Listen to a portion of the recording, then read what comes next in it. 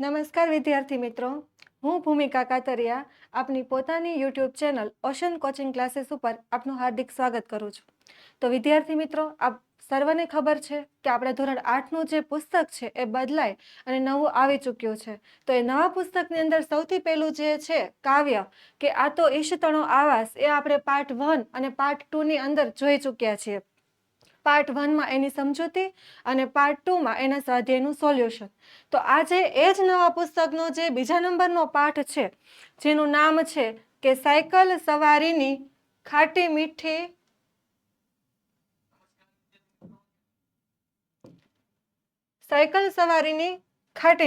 આ જે એક યાદ છે એના ઉપર આધારિત એક આ પાઠ છે, જે તમને સ્ટોરી તરીકે પણ યાદ રહી જાય એમ છે. તો આ જે નવા પુસ્તકનો જે બીજા નંબરનો પાઠ છે કે સાયકલ સવારીની ખાટી મીઠી, એ આપણે આજે આ ત્રીજા લેક્ચરમાં જોવાના છીએ. તો શરૂ કરીએ કે આ પાઠમાં આપણે શું શીખવાના છીએ. તો સૌથી પહેલા એમાં આપણે લેખક પરિચય જોઈએ. તો મનસુખ સલ્લા, જે આપણે આ સાયકલ સવારીની ખાટી મીઠીના લેખક છે. તો મનસુખ સલ્લા વિશે સર્વપ્રથમ આપણે જાણશું કે મનસુખ સલ્લાનો જન્મ અમરેલી જિલ્લાના નેસડી ગામની અંદર થયો હતો અને તેમના માતાનું નામ હતું વિમળાબહેન અને પિતાનું નામ હતું મોહનલાલ. તેઓ લોકભારતી સંસ્થામાં આચાર્ય પદે પણ રહ્યા હતા. એ જ્યારે નોકરી કરતા ત્યારે એમના કાર્ય વિશે કહેવામાં આવ્યું છે કે લોકભારતી સંસ્થા છે એમાં આચાર્ય પદે રહી અને એમણે કામ કર્યું હતું.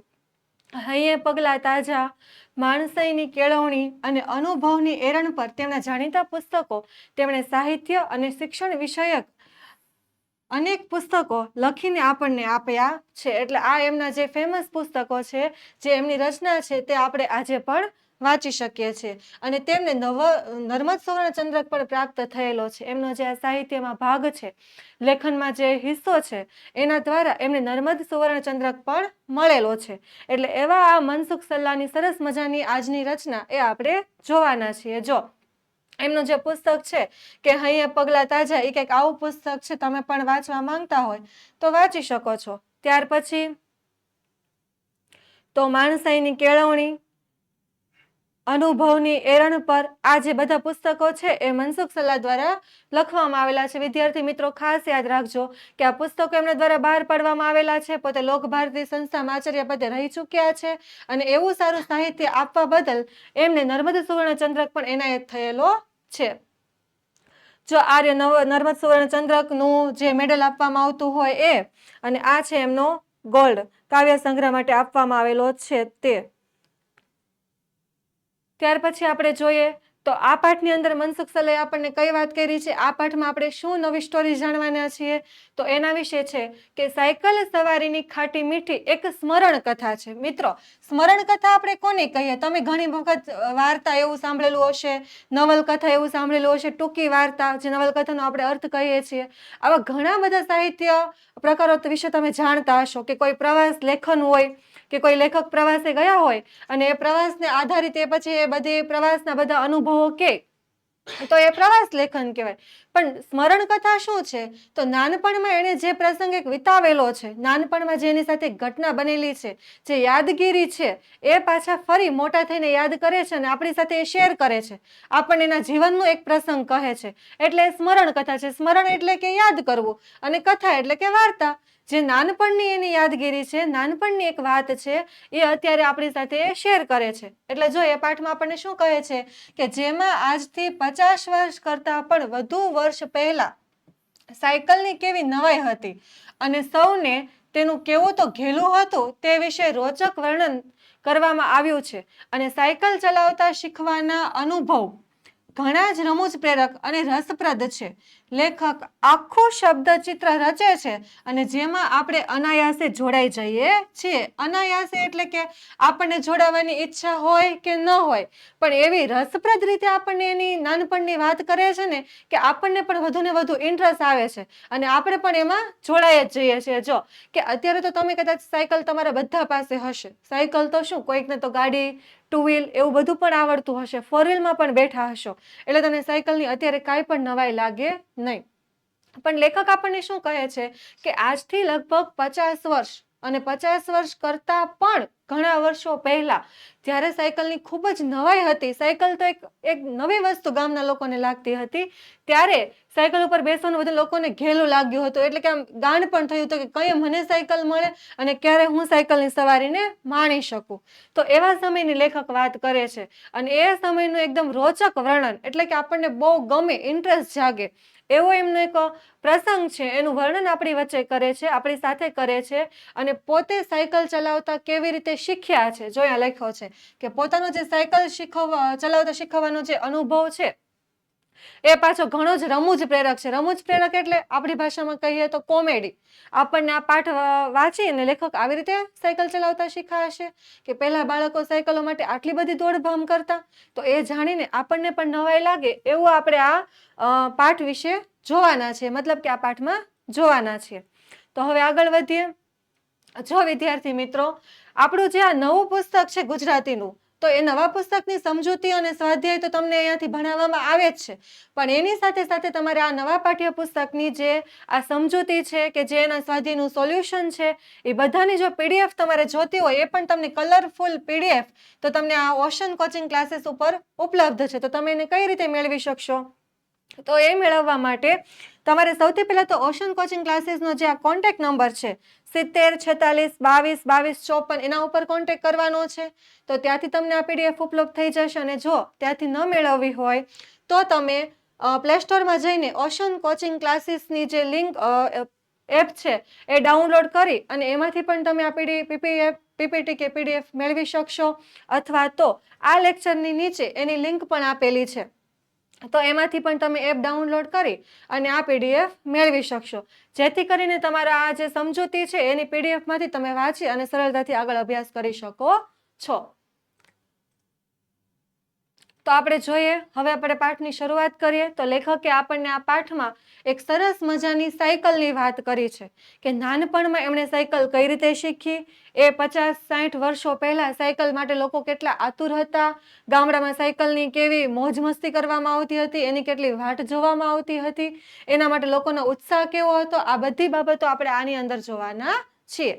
એટલે હવે ધીમે ધીમે સાયકલની શરૂઆત થાય છે. તમે જોઈ શકો છો સાયકલના ચિત્ર અહીંયા કેવા મસ્ત છે. અત્યારે તો આપણી પાસે 2 વ્હીલ, એક્ટિવા ને બધી વસ્તુ છે, એટલે આની મજા તો આપણે ક્યાંક પાછળ જ ભૂલી ગયા છે. અત્યારે તો આપણને ખરેખર મજા શેની હોય ખબર? આપણે મિત્રો સાથે ચર્ચા કરતા હોય ને તો આપણે એમ પૂછે, તું વિમાનમાં ક્યારે બેઠો? હું તો એટલી વખત વિમાનમાં બેસી આવ્યો. એટલે આપણે તો વિમાન સુધી પહોંચી ગયા છે. એટલે સાયકલની મજા તો આપણા માટે સાવ નાની છે.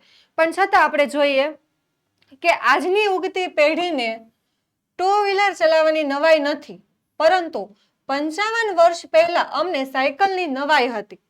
બહાર ગામથી કોઈ સાયકલ લઈને આવે તો અમે આશ્ચર્યમુગ્ધ થઈને નિહાળતા. આશ્ચર્યમુગ્ધ થઈને એટલે એકદમ આશ્ચર્યચકિત, નવાઈ પામી ગયા હોય ને એવી રીતે જોયા કરતા. એક કોઈ વ્યક્તિ ગામડાની અંદર સાયકલ લઈને આવે ને તો આખા ગામના છોકરા, આખા ગામના લોકો એ જોવા માટે ભેગા થતા હતા. આપણે કેમ ગામડામાં અચાનક કોઈક બહુ મોંઘી સ્પોર્ટ કાર લઈને આવીને આપણે બધા જોવા માટે જઈએ, એવી રીતે એ લોકોના સમયમાં સાયકલની નવાઈ લાગતી. તો લેખક કહે છે કે આજની ઉગતી પેઢીને, એટલે કે અત્યારના સમયમાં આપણે જે જીવન જીવીએ છીએ એમાં તો લોકોને 2 વ્હીલર ચલાવવાની પણ નવાઈ નથી, કેમ કે અત્યારે તો ઘરે ઘરે બધા પાસે જ છે. તો પરંતુ 55 વર્ષ પહેલા અમને સાયકલની નવાઈ લાગતી હતી. બહાર ગામથી કોઈ સાયકલ લઈને આવે તો અમે એકદમ આશ્ચર્યમુગ્ધ થઈને, એટલે કે નવાઈ પામીને, આશ્ચર્ય પામીને એને જોઈ રહેતા. અમને કંઈક નવી વસ્તુ ગામમાં આવતી હોય ને એવું લાગતું. એ આ શબ્દનો અર્થ છે. રેડી? એકદમ નવાઈ પામીને, કોઈ દિવસ જોયું ન હોય એવી વસ્તુને જોવી એટલે કે આશ્ચર્યમુગ્ધ થઈને નિહાળવું. નિહાળવું એટલે કે જોવું. તો આપણે આગળ વધીએ. જો અહીંયા પપ્પા છે એના છોકરાને આગળ બેસાડીને સાયકલ ચલાવતા શીખવે છે, અથવા તો સાયકલ ઉપર બેસાડીને આખું ગામ ફેરવે છે. પાછળ ગામનું દ્રશ્ય પણ તમને દેખાય છે. તો જો સાયકલ ઉપર બેસવાનું મારું પહેલ વહેલું સ્મરણ મારા કેશુ મામા ચલાળાથી સાયકલ લઈને આવ્યા હતા અને મને આગળના દાંડિયા પર બેસાડી આખા ગામમાં ફેરવ્યો હતો તેનું છે. લેખક પાઠની શરૂઆતમાં આપણને શું કહે છે કે સાયકલ ઉપર બેસવાનું મારું પહેલ વહેલું. પહેલ વહેલું એટલે કે પહેલું વહેલું. સ્મરણ, સ્મરણ એટલે કે યાદ, યાદગીરી. મને જ્યાં સુધી યાદ છે ત્યાં સુધી કે પહેલી વખત હું સાયકલ ઉપર ક્યારે બેઠો, તો પહેલી વખત જ્યારે મારા કેશુ મામા, ચલાળાથી એ જગ્યાનું નામ છે, કે ત્યાંથી સાયકલ લઈને આવ્યા હતા અને મને આગળના દાંડિયા ઉપર, જો અહીંયા કેમ આગળના દાંડિયા ઉપર આને બેસાડ્યો છે, એવી રીતે આપણે આડી ઓલી દાંડિયા જેવી આવે ને ગામડે, તમે સાયકલ જોઈ તો તમને ખબર હોય, એના ઉપર બેસાડી અને આખા ગામમાં ફેરવ્યો હતો. ત્યારે લેખક પહેલી વખત સાયકલ ઉપર બેઠા હતા. એ એમને યાદ છે, સ્મરણ છે, એટલે કે યાદ છે. તો આખા ગામમાં આ ચલાળાના એના કેશુ મામા જે હતા એ ક્યાં ક્યાં ફરવા લઈ ગયા હતા? તમને કદાચ સવાલના જવાબમાં પૂછે તો તમારે યાદ રાખવાનું કે લેખક એમના મામા સાથે ક્યાં ક્યાં ફર્યા હતા. તો જો બજારથી નદી સુધી, પછી નદીના પાળેથી ખળાવાડ થઈ પાદર સુધી, પછી પાદરથી ઊભી બજાર થઈ અને ઘરે પહોંચ્યા હતા. ગામમાં તમે ગામનો જે ચોરો હોય, પાદર હોય ત્યાં સુધી, પછી ગામની નદી ઉપર આંટો મારીને સીધા રસ્તે થઈ અને ઘર સુધી. આવી રીતે લેખક કેશુ મામાની સાથે સાયકલ ઉપર આખું ગામ ફર્યા હતા. ત્યારે પૃથ્વી પ્રદક્ષિણા કરી હોય એવો આનંદ થયો હતો. જો પૃથ્વી પ્રદક્ષિણા, પૃથ્વીની પ્રદક્ષિણા એટલે કે પૃથ્વીની ફરતે ગોળ ગોળ ફરવું. આ શબ્દાર્થની અંદર મેં તમને જે આ બ્લુ કલરના હાઇલાઇટ કરીને શબ્દો આપેલા છે ને વિદ્યાર્થી મિત્રો, એ તમારા પુસ્તકની અંદર શબ્દાર્થની અંદર આપેલા છે. તો હું તમને વ્યવસ્થિત પાઠના હિસાબે, પાઠના અર્થમાં તમને સમજાવી શકું એટલે મેં હાઇલાઇટ કરેલા છે, તમે જોતા જજો. તો પૃથ્વીની પ્રદક્ષિણા કરવી એટલે કે પૃથ્વીની ફરતે ગોળ ગોળ ફરવું. તો લેખક તો કઈ અવકાશમાં જઈને, અંતરિક્ષમાં જઈને પૃથ્વીની ફરતે ગોળ ગોળ ફરતા નથી, પણ જ્યારે એ કેશુ મામાની સાથે સાયકલ ઉપર બેસે છે અને સાયકલ ઉપર બેસીને આખા ગામનો આંટો મારે છે, ત્યારે એમને એવું અનુભવાય છે, એવું ફીલ થાય છે કે જ્યારે એ આખા પૃથ્વીની ફરતે પ્રદક્ષિણા કરી એવા હોય એવું.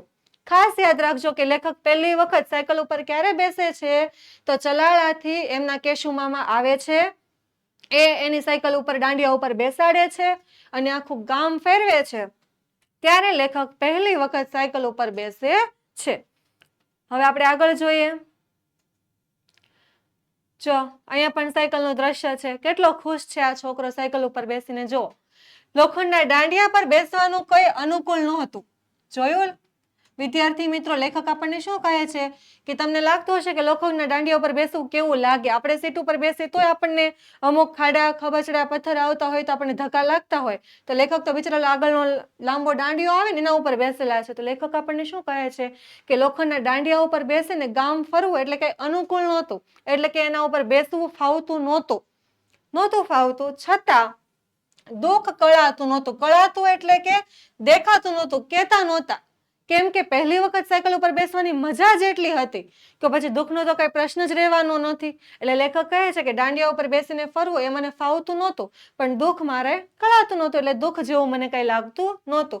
ખુશી એટલી હતી કે એની સામે દુઃખ એને કાંઈ લાગે નહીં, કારણ કે એક અદ્ભુત તક મળી હતી જીવનમાં. પહેલી વખત સાયકલ ઉપર બેસવાની તક, આ અદ્ભુત તક મળી હતી, એટલા માટે લેખકને દુઃખ પણ નહોતું.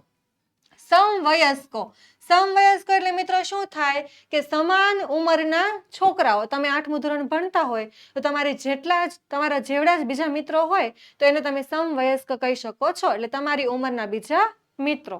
એટલે લેખક એમ કહે છે કે સમવયસ્કોમાં હું ભાગ્યશાળી ઠર્યો હતો. કેમ ભાગ્યશાળી?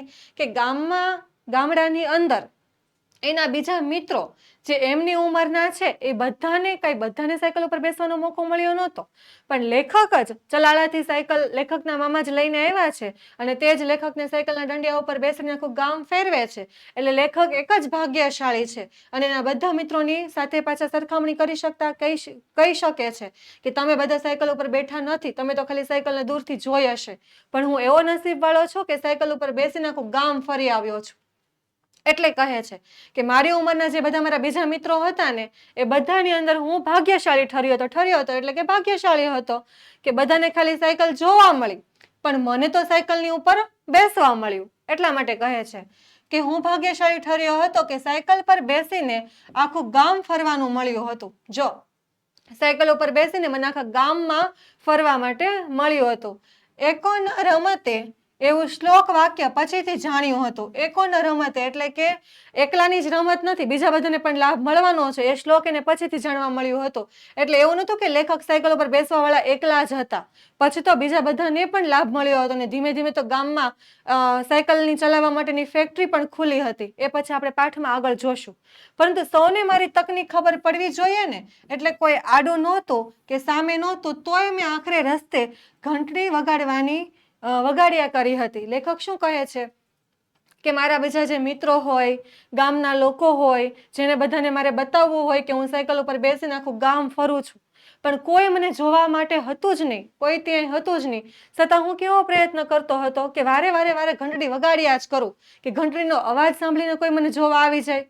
શું કામ એવું કરતા હતા? કેમ કે એના મિત્રોને, ગામના લોકોને એને બતાવવું હતું કે જો હું પહેલી વખત સાયકલ ઉપર બેઠેલો છું અને હું આવો અદ્ભુત આનંદ લઈ રહ્યો છું. આપણે પણ કોઈક નવી વસ્તુ લેવા હોય અથવા તો મમ્મી પપ્પા કે આપણને કંઈક નવી વસ્તુ ગિફ્ટમાં આપે તો બીજા જ દિવસે આપણે સ્કૂલે લઈને નથી જતા, અથવા તો નવા કપડાં હોય તો પહેરીને જાય. પછી બધા ફ્રેન્ડ સર્કલને આપણે કહેતા હોય કે જો અમે તો પપ્પા ત્યાં ગયા હતા ને ત્યાંથી લાવ્યા, એટલું મોંઘું છે, આવું છે. એમ આપણને પણ હોય ને કે કોઈ આપણી વસ્તુના વખાણ કરે તો આપણને મજા આવે. એમ લેખક પણ પહેલી વખત જ્યારે સાયકલ ઉપર બેઠા ને ત્યારે એમને પણ હતું કે મને બધા જોવે, મારા વખાણ કરે કે જો હું સાયકલ ઉપર બેઠો છું. પણ એ વખતે કોઈ હતું નહીં, તોય લેખક શું કરતા હતા કે સતત ને સતત ઘંટડી વગાડ્યા કરે, એટલે કોઈને તો ખબર પડે. સૌને ખબર તો પાડવી જોઈએ ને કે મારું મહાભાગ્ય કેવું હતું. લેખકની શું ઈચ્છા છે કે બધાને ખબર તો પડવી જોઈએ ને કે મારું મહાભાગ્ય, પહેલી વખત સાયકલ ઉપર બેસવાનો જે અદ્ભુત આનંદ છે એને લેખક ભાગ્યની પણ મહાભાગ્ય એટલે કે મોટામાં મોટું ભાગ્ય ગણાવે છે. કે મારે ખરેખર બધાને ખબર પાડવી હતી કે હું આજે સાયકલ ઉપર બેઠો છું અને બધાને બતાવવું પણ હતું. હવે જોઈએ લેખક સાયકલ ઉપર બેઠા પછી શું કરે છે. તો સાયકલ રમરમાટી કરતી દોડતી હતી. રમરમાટી એટલે કે ઝડપથી ચાલતી હતી એટલે કે દોડતી હતી. એમ કહે છે કે ફૂલ સ્પીડમાં એના મામા ચલાવતા હતા અને સાયકલ એકદમ રમરમાટી જાતી હતી. અને નદીના પાળા પછીના ઢાળામાં તો પેટમાં શેરડા પડી ગયા હતા. વચ્ચે વચ્ચે હવાથી આંખ બંધ થઈ જતી, પણ ઘંટડી વગાડવાનું ભૂલાયું નહોતું. લેખક હજી સાયકલ ઉપર બેસેલા જ છે અને એના મામાની સાથે આખા ગામમાં આટા મારે છે અને એના જ અનુભવો આપણને કહે છે કે કેવું લાગતું હતું. તો સાયકલની સ્પીડ એકદમ ઝડપથી ફૂલમાં જતી હતી. નદીના પાળા પછીના ઢાળામાં તો પેટમાં શેરડા પડી ગયા હતા, એટલે કે આમ ઊંચા નીચા સાયકલ ઉપર થાય તો પેટમાં આમ શેરડા પડતા હોય એવું એને લાગે. પછી એટલી બધી જોરથી હવા ફૂંકાય કે એમની આંખો પણ બંધ થઈ જાય, પણ બંધ આંખે પણ એ શું નથી ભૂલતા, તો સાયકલની ઘંટડી વગાડવાનું ભૂલતા નથી. એ તો એ સતત ને સતત શરૂ જ રાખે છે.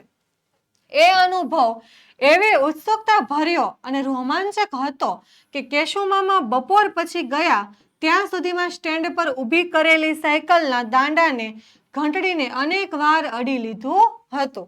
એનો અનુભવ કેવો હતો? તો જો આપણને કહે છે કે અનુભવ એકદમ ઉત્સુકતા ભર્યો હતો, એટલે કે સતત ને સતત આપણને સાયકલ જોવાનું મન થાય, એને અડવાનું મન થાય, ઉપર બેસવાનું મન થાય. ઉત્સુકતા જેટલી, નવાઈ પામેલા જેટલા, એટલે ઉત્સુકતા ભરેલું ને એકદમ રોમાંચક એટલે કે આનંદ જ કુદરતી. આપણને કેટલા પપ્પાને આપણે રિક્વેસ્ટ કરી હોય અને કેટલી રિક્વેસ્ટ પછી આપણને મેળામાં લઈ જાય, અને એમાંય જો આપણને મેળાની અંદર સૌથી મોટામાં મોટા ચકડોળ ઉપર બેસાડે એટલે આપણો આનંદ કેટલો બધો હોય. ચકડોળ ઉપર આપણી ક્યાંય ખુશી ન સમાતી હોય. તો લેખકને પણ એવું જ થાય છે કે જિંદગીમાં પહેલી વખત સાયકલ જોવે છે અને ખાલી સાયકલ જોતા જ નથી પણ એના ઉપર બેસવાનો પણ એમને અદ્ભુત આનંદ મળે છે. એટલે આનંદ અને ખુશી જેટલી છે કે કેશુમામા બપોર પછી ગયા ત્યાં સુધીમાં સ્ટેન્ડ પર ઊભી કરેલી સાયકલ, એટલે કે આખા ગામમાં આટો મારાવ્યા પછી કેશુમામાએ જે સાયકલ હશે એને ગામના બસ સ્ટેન્ડ ઉપર કે સ્ટેન્ડ ઉપર કે આમ એનું સ્ટેન્ડ પાડીને એને સાયકલને થોડીક વાર પાર્ક કરી હશે, ત્યાં મૂકી હશે. તો એમ ઊભી રહેલી જે સાયકલ છે એના વારે દાંડાને લેખક અડે છે, એની વારે ઘંટડી અનેક વાર વગાડે છે. એટલે સાયકલને મૂકીને ક્યાંય જતા નથી, મતલબ એ સાયકલને જ જોયા કરે છે. પેન્ડલને અવળો આંટો ફેરવ્યો હતો, એનો આનંદ જ ઓર હતો એટલે કે બીજી જ મજા હતી. પેન્ડલને થોડી વાર આમ ઊંધા ફેરવવા, થોડી વાર આમ સીધા ફેરવવા, સાયકલને અડા કરવી, એની ઘંટડી વગાડવા કરવી, એ સાયકલની મજા કરવી, એના જે સ્ટેન્ડ હોય એના ઉપર હાથ ફેરવવા કરવો. એટલે આનંદ હતો, એ આનંદ જ લેખક માટે એકદમ અદ્ભુત હતો. પછી દિવસો સુધી સાયકલ પર બેસવાનો આનંદ ભાઈબંધો આગળ વાગોળ્યો હતો. વાગોળ્યો હતો એટલે કે વારંવાર યાદ કરીને કહ્યો હતો. વિદ્યાર્થી મિત્ર, વાગોળવું એ શબ્દ તમે બે રીતે લઈ શકો છો. આપણે કોઈ ગાય ઘાસ ખાતી હોય તો વારે વારે મોઢું હલાવ્યા કરતા આપણે એમ કે ઘાસ વાગોળે છે, એટલે કે એ ખાય છે, ચાવે છે નિરાતે નિરાતે. પણ અહીંયા આપણે સાયકલના અર્થમાં લેવાનું છે, પાઠના અર્થમાં લેવાનું છે. એટલે આપણને શું કહે છે કે લેખકે એના મામા જ્યારે આવ્યા ત્યારે એ લેખક સાયકલના દંડિયા ઉપર બેસીને આખા ગામની જે સવારી કરે છે, એ જે અદ્ભુત આનંદ લે છે, એ આનંદને યાદ કરીને એના મિત્ર સર્કલમાં એના ફ્રેન્ડોને એટલે ભાઈબંધોને, આપણી ભાષામાં કહીએ તો મિત્ર, દોસ્ત, ભાઈબંધ, સખા, તમે જે કહો તે, એની સાથે સતત ને સતત એ પ્રસંગ યાદ કર્યા કરે છે અને મિત્રોને સંભળાવ્યા કરે છે. એટલે છે કે વાગોળ્યો હતો. એમાં અતિશયોક્તિ અલંકારની અતિશયતા કઠી નહોતી. અતિશયતા એટલે થાય વધારો, અને અતિશયોક્તિ અલંકાર, અલંકાર વિદ્યાર્થી મિત્રો તમારે 8મા ધોરણની અંદર વ્યાકરણની અંદર અલંકાર ભણવાના આવતા નથી, પણ તમે જેવા 9મા ધોરણની અંદર આવશો તો તમારે વ્યાકરણનો એક નવો ટોપિક એટલે કે અલંકાર ભણવાના આવશે. તો અલંકાર કોને કહેવાય તેની હું તમને ટૂંકમાં માહિતી આપી દઉં તો તમને આ અતિશયોક્તિ અને અતિશયતા આ બે શબ્દને હું સમજાવી શકું. તો અલંકાર એટલે વિદ્યાર્થી મિત્રો ભાષાનું ઘરેણું એવો એનો અર્થ થાય છે. તો અતિશયોક્તિ અલંકાર કોને કહે છે? તો જે વાત તમે સામાન્ય રીતે સ્વીકારી ન શકો, પણ એ માત્ર ને માત્ર કવિની કલ્પના હોય. તમને આમ વાત સાંભળો એટલે તમને વિશ્વાસ ન આવે, તમે એને માની ન શકો, પણ કવિની કલ્પના હોય તો આપણે પહોંચી શકતા નથી. એ તો ચાંદ તારાની નીચે બેસે તો શુંનું શું વિચારી નાખે, નદીના કિનારે બેસે તો શુંનું શું લખી નાખે. એટલે એવી જે કલ્પના શક્તિ હોય જે ખરેખર હકીકત સ્વરૂપે આપણે માની શકતા ન હોઈએ, પણ માત્ર ને માત્ર કવિની કલ્પના શક્તિ હોય, તો એવો જો કોઈ અલંકાર હોય, એવા તો એને ઘણા પ્રકાર છે અલંકારના, પણ તમારે અહીંયા ખાલી એક પ્રકાર ઉદાહરણ તરીકે અહીંયા સમજાવવા માટે આપેલો છે. તો એવો છે એક અતિશયોક્તિ અલંકાર, એટલે કે જે મૂળ વાત છે એના કરતા થોડુંક વધારે પડતું. જેમ કે લેખક એમ કહે છે એની મિત્રને કે તું જો કહેતી હોય તો હું તો આકાશમાંથી ચાંદ તારા તોડી આવું. હવે આપણને બધાને ખબર છે કે આકાશમાંથી ચાંદ તારા તોડવા શક્ય છે નથી, પણ આ માત્ર ને માત્ર કવિની કલ્પના છે, તો આપણે એને અતિશયોક્તિ અલંકાર કહી શકીએ. પછી તમે એવું સાંભળ્યું હશે કે મૂવી અથવા તો પિક્ચર અથવા તો કરુણાવાળું નાટક એટલું બધું કરુણ હતું કે લોકોના અશ્રુ સાગરથી આખું થિયેટર ભરાઈ ગયું. હવે લોકો ગમે એટલું થિયેટરમાં રોવે, પણ આખું થિયેટર કોઈ દિવસ ભરાઈ જવાનું છે નથી ભરાવાનું. એટલે આ વાત તમે સામાન્ય રીતે સ્વીકારી શકતા નથી, પણ એ લેખકની ઉપમા કહેવાય કે એનું એક કલ્પના શક્તિ કહેવાય કે આપણને એવી રીતે વર્ણવે કે એ નાટક ખરેખર એટલું બધું કરુણ હતું કે આખું સિનેમા ગૃહ લોકોના અશ્રુઓથી ભરાઈ ગયું. તો એ જે અશ્રુઓથી ભરાઈ જવા વાળી વાત છે એ ખરેખર આપણે સ્વીકારી શકતા નથી, પણ કવિની કલ્પના છે, તો એ જે અલંકાર છે એને તમે અતિશયોક્તિ અલંકાર કહી શકો છો. વિદ્યાર્થી મિત્રો, અતિશયોક્તિ અલંકાર એટલે ટૂંકમાં યાદ રાખવાનું કે જે વાત આપણે માની શકતા નથી, પણ માત્ર ને માત્ર કવિની કલ્પના છે તે. તો આ અતિશયોક્તિ અલંકારની અતિશયતા એટલે કે અતિશયોક્તિ જે અલંકાર છે એ વાત તો આપણે મૂળે માની શકતા નથી, છતાં એમાં પણ જો કોઈ વધારો હોય તો એ પણ મને કઠી નહોતી. કેમ કે સાયકલ ચલાવવાનો આનંદ જ એટલો હતો કે જે લેખકે આનંદ લીધો ને એમાં પણ એ વધારે મિત્રો સાથે શેર કરતા હતા. મિત્રોને એના કરતા પણ વધારે વસ્તુ એ કહેતા હતા. અમારા બટુકો માટે આશ્ચર્ય લોક ત્યારે ખુલ્યો જ્યારે સાવરકુંડલાના એક વહોરાજીએ ગામમાં સાયકલ સ્ટોર ખોલ્યો હતો. અમારા બટુકો, બટુકો એટલે કે અમારા જેવા બીજા નાના છોકરાઓ, લોકો, બાળકો, એના માટે આશ્ચર્ય લોક, આશ્ચર્ય એટલે કે નવાઈ પામેલો જગત, લોક એટલે કે જગત, નવાઈ પામેલું જગત તો ત્યારે ખુલ્યું. ક્યારે? યાદ રાખજો કે જ્યારે સાવરકુંડલાના એક વહોરાજી, સાવરકુંડલાના એક વ્યક્તિ છે વહોરાજી, એને ગામમાં સાયકલ માટેનો જો તમને સરસ મજાનો સ્ટોર આપેલો છે, ગામડામાં આવી જ દુકાન હોય, આવી રીતની નાની પતરાવાળી. એટલે કે સાવરકુંડલાના એક વહોરાજીએ ગામની અંદર સાયકલ સ્ટોર ખોલ્યો. સ્ટોર એટલે કે નાની એવી દુકાન ખોલી. તો તમને વિદ્યાર્થી નવાઈ લાગશે કે ગામડાની અંદર એ વખતે તો હજી લેખકને નવી સાયકલ પહેલી વખત જોવા જ મળી છે, ત્યાં સીધો સ્ટોર ખોલી ગયો. પણ તમે જુઓ કે આ સ્ટોર શેનો છે, તો એમાં એ સ્ટોરની અંદર એક સાથે 10 સાયકલ મુકાય. જો વિદ્યાર્થી મિત્રો તમને સંખ્યા પણ આપી છે કે આ સાવરકુંડલાના જે વહોરાજી છે એણે ગામડાની અંદર સાયકલનો સ્ટોર ખોલ્યો છે. તો સાયકલના સ્ટોરની અંદર કેટલી સાયકલો મુકાઈ છે? તો 10 સાયકલો મુકાઈ છે, યાદ રાખજો. અને આટલી બધી સાયકલ, એમાંય ગમતી મીઠાઈ જેવી 2 નાની સાયકલ હતી. લેખકે ગમતી મીઠાઈ જેવી સાયકલ કેમ કહે છે? કેમ કે જો મીઠાઈ લેખકને જેવો આનંદ આપતી, મીઠાઈ જોઈને બાળકો જેટલા ખુશ થઈ જાય, જેટલા હરખાઈ જાય, એવી જ રીતે આ સાયકલ જોઈને પણ બાળકો ખુશ થઈ જતા અને હરખાઈ જતા. એટલે લેખકને જેવી મીઠાઈ ગમે છે એવી સાયકલો પણ ગમે છે. એટલે કહે છે કે ગમતી મીઠાઈ જેવી નાની 2 સાયકલો પણ એ સ્ટોરની અંદર હતી. હવે તમારે યાદ રાખવાનું છે કે સ્ટોર કોણ ખોલે છે? તો વોરાજી. ક્યાંના છે? તો સાવરકુંડલાના. અને સ્ટોરની અંદર કેટલી સાયકલો મૂકી છે? તો 10 સાયકલો. અને લેખકને સાયકલ કોના જેવી લાગે છે? તેને જે ગમતી પ્રિય મીઠાઈ છે એના જેવી એમને સાયકલ લાગે છે.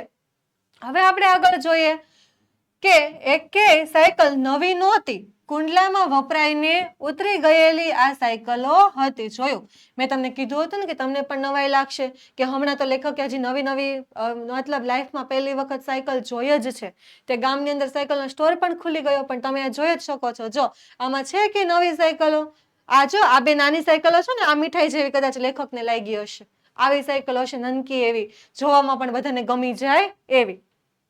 તો મિત્રો, આ સ્ટોર્સની અંદર કેવી સાયકલો હતી? તો એક પણ સાયકલ નવી નહોતી. એટલે કે જે આ 10 સાયકલો છે એ બધી, હવે જો કે સાવરકુંડલા છે તો સાવરકુંડલા એ ગામડાઓનું મતલબ ત્યાં બધા લોકો ખરીદી કરવા જાય, એ મોટું બજાર સિટી જેવું ગણાય, એ મેન કહેવાય. તો એક સાવરકુંડલામાં જે વપરાઈ ગયેલી સાયકલ હોય, વપરાઈને લોકોએ ભંગારમાં કેમ આપી દીધી હોય, બહુ યુઝ કરી શકાય એવી ન હોય, એવી સાયકલો આ વહોરાજી છે એ ગામડાની અંદર લાવ્યા હતા.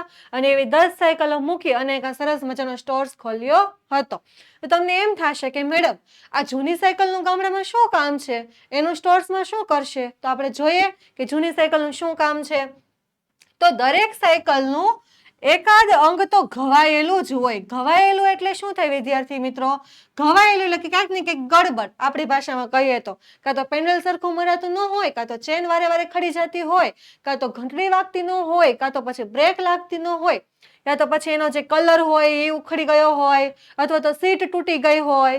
એમાં સાયકલનું કંઈકનું કંઈક અંગ ખરાબ હતું. શું કામ? કેમ કે બધી સાયકલો કેવી છે? જૂની.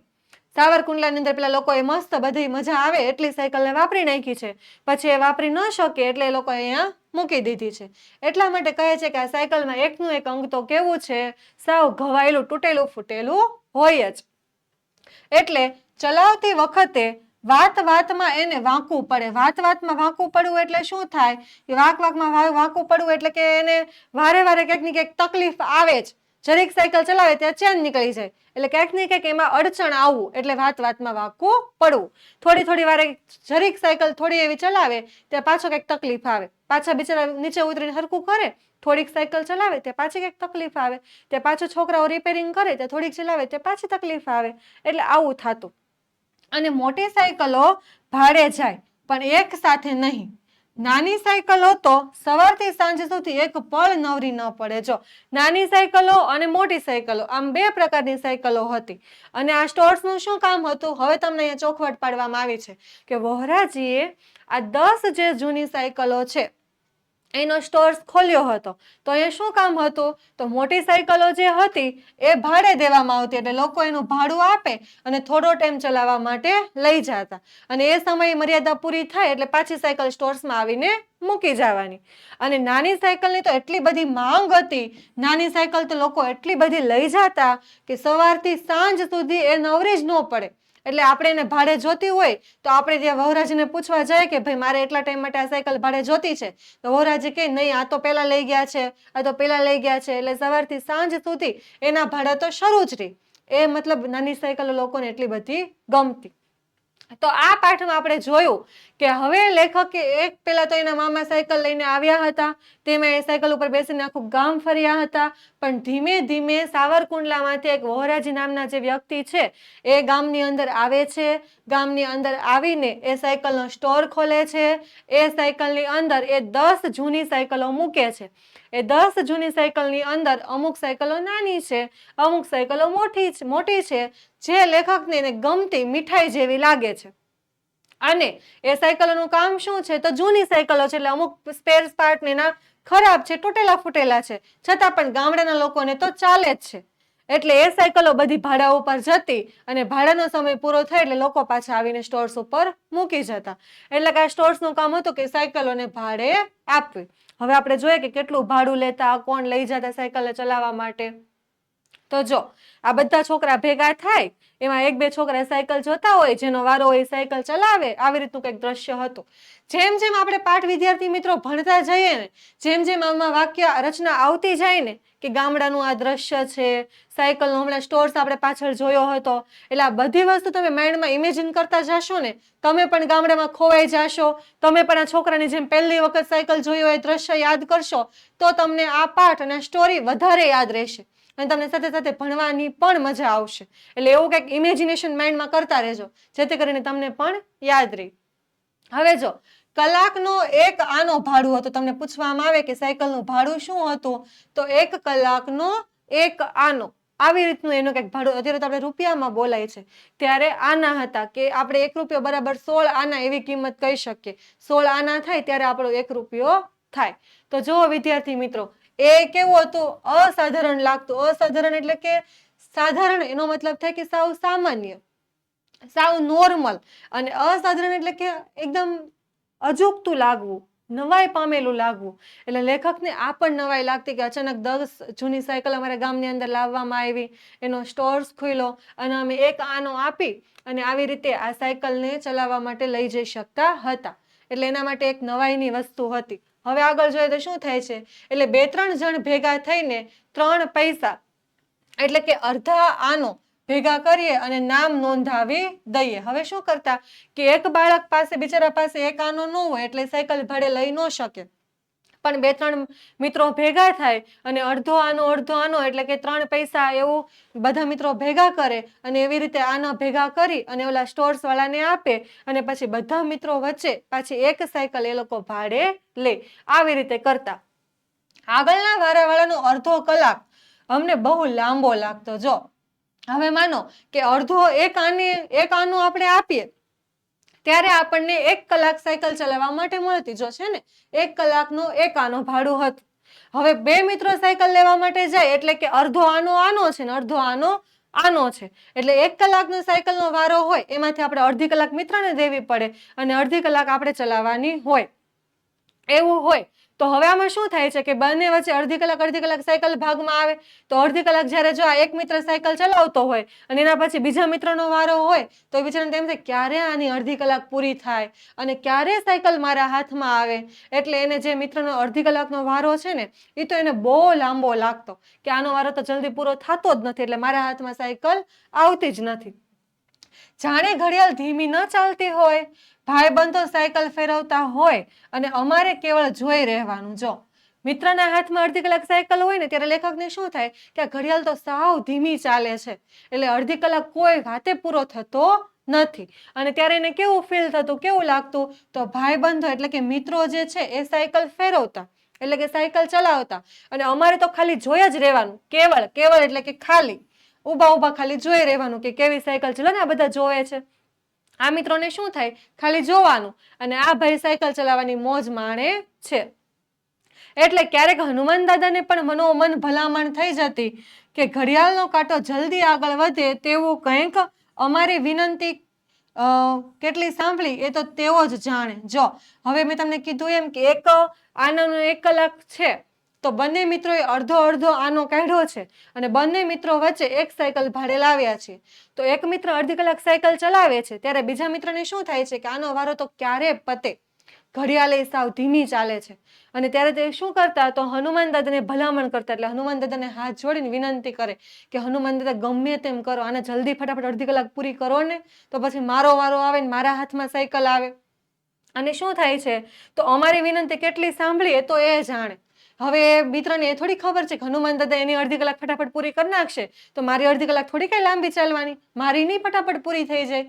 પણ એ તો નાના બાળક છે ને, એને એવી તો મગજ કઈ ચાલે નહીં. એટલે એ તો એના મિત્રની અડધી કલાક પૂરી કરવા માટે હનુમાન દાદાને ભલામણ કરે છે, એટલે કે પ્રાર્થના કરે છે, વિનંતી કરે છે કે તમે જલ્દીથી આની અડધી કલાક પૂરી કરો અને જલ્દીથી પાછો મારો વારો આવે. અને લેખકને એમ થાય છે કે ત્યારે હનુમાન દાદા અમારી વાત માનતા હશે કે નહીં માનતા હોય અમને શું ખબર, પણ અમે તો એમને શાંતિથી ભલામણ કરતા સાચા દિલથી કે તમે મારા મિત્રનો અડધો કલાક જલ્દી પૂરો કરી નાખો અને અમે પછી મારો વારો આવે. હવે આપણે આગળ જોઈએ શું થતું. જો આ સાયકલ સ્ટોર્સ, જો બધી સાયકલો અહીંયા ભાડે આપવા માટે મૂકેલી છે અને અમુક મિત્રો સાયકલને લેવા આવ્યા છે, પાછી દેવા આવ્યા હશે. બધાના ચહેરા ઉપર તમને કેટલો હરખ, કેટલો આનંદ દેખાય છે. જો અમે 2-3 જણે મળીને ભાગમાં નાની સાયકલ ભાડે લીધી હોય અને દરેકે પૈસો કાઢ્યો હોય એટલે સૌને વારો આવે. આમ તો બચાવે, સાથે જ સાયકલને ઝાલિયાનો સાથે દોડવાનો સંતોષ મળે. હવે લેખક અહીંયા શું કહે છે કે કોઈ એક વ્યક્તિ પૈસા ચૂકવીને સાયકલને ભાડે લાવી શકતું નથી. એટલે અમે શું કરતા, તો અમે 2-3 જણા મળીને ભાગમાં નાની સાયકલને ભાડે લીધી હોય અને દરેકે પૈસો કાઢ્યો હોય, દરેકે પોતાના ભાગમાં જે પૈસા આવતા હોય એ કાઢ્યા હોય એટલે બધાને વારો આપવો પડે, તક આપવી પડે સાયકલ ચલાવવાની. જેણે જેટલા પૈસા આપ્યા એને એ પ્રમાણે એટલો સમય ચલાવવા માટે આપે. આમ તો બચાવે, સાથે જ સાયકલને ઝાલિયાનો સાથે દોડવાનો સંતોષ મળે અને નાની ઘંટડી તો સતત વાગતી હોય. સાયકલ ક્યારેક દગો દઈ દે. જો દગો દઈ દેવો એટલે કે વિશ્વાસઘાત કરવો. દગો કઈ રીતે દઈ દે, તો સાયકલ ક્યારેક પડી જાય તો આપણી નીચે પડી જાય તો એ સાયકલને લેખક દગો માને છે. અહીંયા શું કહે છે, આમ તો બચાવે, સાથે જ સાયકલને ઝાલિયાનો એટલે કે શું થાય છે કે જો 3-4 મિત્રો ભેગા મળીને સાયકલ લેવા જાય, પછી એમાંથી એક મિત્ર જે હોય એ સાયકલની ઉપર બેઠો હોય તો બીજા 2-3 મિત્રો છે ને સાયકલ જેટલી સ્પીડથી ચાલે ને એટલી સ્પીડથી સાથે સાથે દોડે, કેમ કે ઓલાનો સમય જોતું જવું પડે ને પાછું કે કેટલો સમય સુધી એ ચલાવે છે. પછી પાછો એનો વારો આવે તો અડધે રસ્તેથી પાછું એને બેસવું પડે. એટલે એ લોકો પણ સાયકલની સાથે સાથે ચાલે. તો ચાલતા ચાલતા શું કરતા જાય કે ઓલાની સાયકલ કદાચ નમી જાય કે આમ તેમ થાય તો એને ઝાલે, એની મદદ કરે, આવી રીતે. અને બધા સાથે દોડતા હોય તો ચલાવવા વાળાની મજા આવે કે બધા મારી પાછળ કેટલા બધા દોડે છે. અને પાછળ નાની ઘંટડી તો સતત વગાડ્યા જ કરે, એનો તો પાછો આનંદ જ અલગ છે. સાયકલ ચલાવવા કરતા તો પાછી ઘંટડી વગાડવાનો આનંદ અદ્ભુત છે. એટલે આવી સાયકલ તો પણ પાછું લેખક શું કહે છે, ક્યારેક અમને દગો પણ દઈ દે. દગો દઈ દે એટલે કે ક્યારેક એવું પણ બને કે સાયકલ સીધી ન ચાલે ને અમને પછાડી પણ દે, એટલે એમ કહે છે કે દગો દઈ દે છે, વિશ્વાસઘાત કરે છે. ભૂમિશયન કરાવી દે. ભૂમિશયન કરાવી દે એટલે ભૂમિ એટલે કે જમીન, ધરતી, અને શયન એટલે કે સૂઈ જવું. સામાન્ય અર્થ એનો એવો થાય, પણ અહીંયા ભૂમિશયન કરાવી દે એનો મતલબ એવો છે કે અમને જમીન ઉપર પછાડી દે, અમે પડી જઈએ સાયકલ ઉપરથી. પણ ઘંટડી ભાગ્યે જ બેવફા નીવડતી. સાયકલ તો ક્યારેક વિશ્વાસઘાત કરી નાખે, અમને જમીન ઉપર પાડી દે, પણ ઘંટડી એટલી બધી ખરાબ નહોતી. એ બિચારી સારી, એ તો વાગે, એ તો ક્યારેક જ બેવફા નીકળે એટલે અમને દગો દે. બેવફાનો મતલબ આવો જ થાય કે દગો દેવો, એટલે કે એ બિચારી ન વાગે એવું ભાગ્યે જ બનતું. એટલે સાયકલના સ્પેર પાર્ટ વિશે આપણને જણાવે છે કે સાયકલ ક્યારેક બેહળી થાય, અમે ચલાવતા હોય ને નમી જઈને અમને પછાડી દે, પણ ઘંટડી ક્યારે એવું કરતી નહીં. એને તમે જ્યારે વગાડીએ ત્યારે વાગતી. એ સાચું કે ઘંટડી ન વગાડીએ તો ચાલે એમ હતું, કારણ કે સાયકલમાં કીચુડાનો અવાજ એટલો આવતો હોય કે આસપાસ વાળા ખસી જ જાય. જો હવે લેખક આપણને શું કહે છે કે આ સાયકલ જૂની પુરાણી હતી એટલે એવી સાયકલ હતી કે એમાં કીચુડાટનો અવાજ આવતો. કીચુડાટનો અવાજ એટલે કે કડ કડ કડ કડ કડ એને ખડફડ ફડફડ અવાજ આવ્યા જ કરે. એટલે લેખક ઘંટડી ન વગાડે ને તોય ચાલે. ખરેખર વિદ્યાર્થી મિત્રો આપણે ઘંટડીની જરૂર ક્યારે પડે કે આપણે સાયકલ ચલાવતા હોય અને રસ્તામાં ચલાવતા ચલાવતા આગળ કોઈક અન્ય વ્યક્તિ આવી જાય તો આપણી સાયકલ એને અઠડાઈ ન જાય, એને વાગે નહીં, અથવા તો આપણે પડી ન જાય, એટલા માટે ઘંટડી વગાડીએ. તો એ લેખક શું કહે છે કે સાયકલની અંદર અવાજ જ એટલો આવતો ને કે ઘંટડી ન પણ વગાડીએ ને તો પણ ચાલતું, કેમ કે એના અવાજ ઉપરથી તો આગળના લોકોને ખબર પડી જતી અને આજુબાજુવાળા જો આસપાસના લોકો એટલે કે આજુબાજુના જે લોકો હતા એ આપોઆપ જ ખસી જતા, કેમ કે સાયકલનો અવાજ જ એટલો હતો, બધા સ્પેર પાર્ટ જ એવા હતા. તો અમે ઘંટડી વગાડતા, એ જ તો મુખ્ય આનંદ હતો. લેખક શું કહે છે કે અમારે સાયકલ ચલાવવાનો તો આનંદ હતો જ, પણ એની સાથે સાથે ઘંટડી વગાડવાનો પણ એટલો જોશ, એટલી મોજ, એટલો આનંદ હતો. એટલે કે સાયકલમાંથી અવાજ આવે છે, લોકો આપોઆપ ખસી જાય છે, ઘંટડી વગાડવાની કઈ જરૂર નથી, છતાં અમે ઘંટડી વગાડતા. શું કામ? કેમ કે અમારે ખાલી સાયકલ ચલાવવાનો નહીં પણ ઘંટડી વગાડવાનો પણ એટલો જ આનંદ છે, એટલા માટે. રેડી વિદ્યાર્થી મિત્રો? તો આમાં લેખક આપણે ગઈ પેરેગ્રાફમાં જોયું કે બે મિત્રો અડધો અડધો આનો આપી અને 1 કલાક માટે સાયકલ લઈ આવે છે અને હનુમાન દાદાને પ્રાર્થના કરે છે કે મારા મિત્રનો જલ્દીથી અડધો કલાક પતી જાય અને જલ્દીથી પાછો મારો વારો આવે. આમાં શું છે તો 2-3 મિત્રો ભેગા થઈને સાયકલને ભાડેથી લઈ આવે. એક ચલાવતો હોય, બીજાના સાથે જેને પૈસા કાઢ્યા હોય બધા સાથે દોડતા હોય, એને મદદ કરે, એને ચલાવતા શીખવે. એ જ્યારે લથડિયું ખાય કે પડવાનો થાય ત્યારે એને ઝીલે, મતલબ ઝાલી લે. અને સાથે સાથે પછી સાયકલની વાત કરે છે કે એની અંદર અવાજ આવે છે એટલે ઘંટડીની કાંઈ જરૂર નથી, પણ છતાં અમને મજા આવતી એટલે અમે વગાડતા. છે ને સરસ મજાની સ્ટોરી, પ્રસંગ? ચાલો જોઈએ હવે.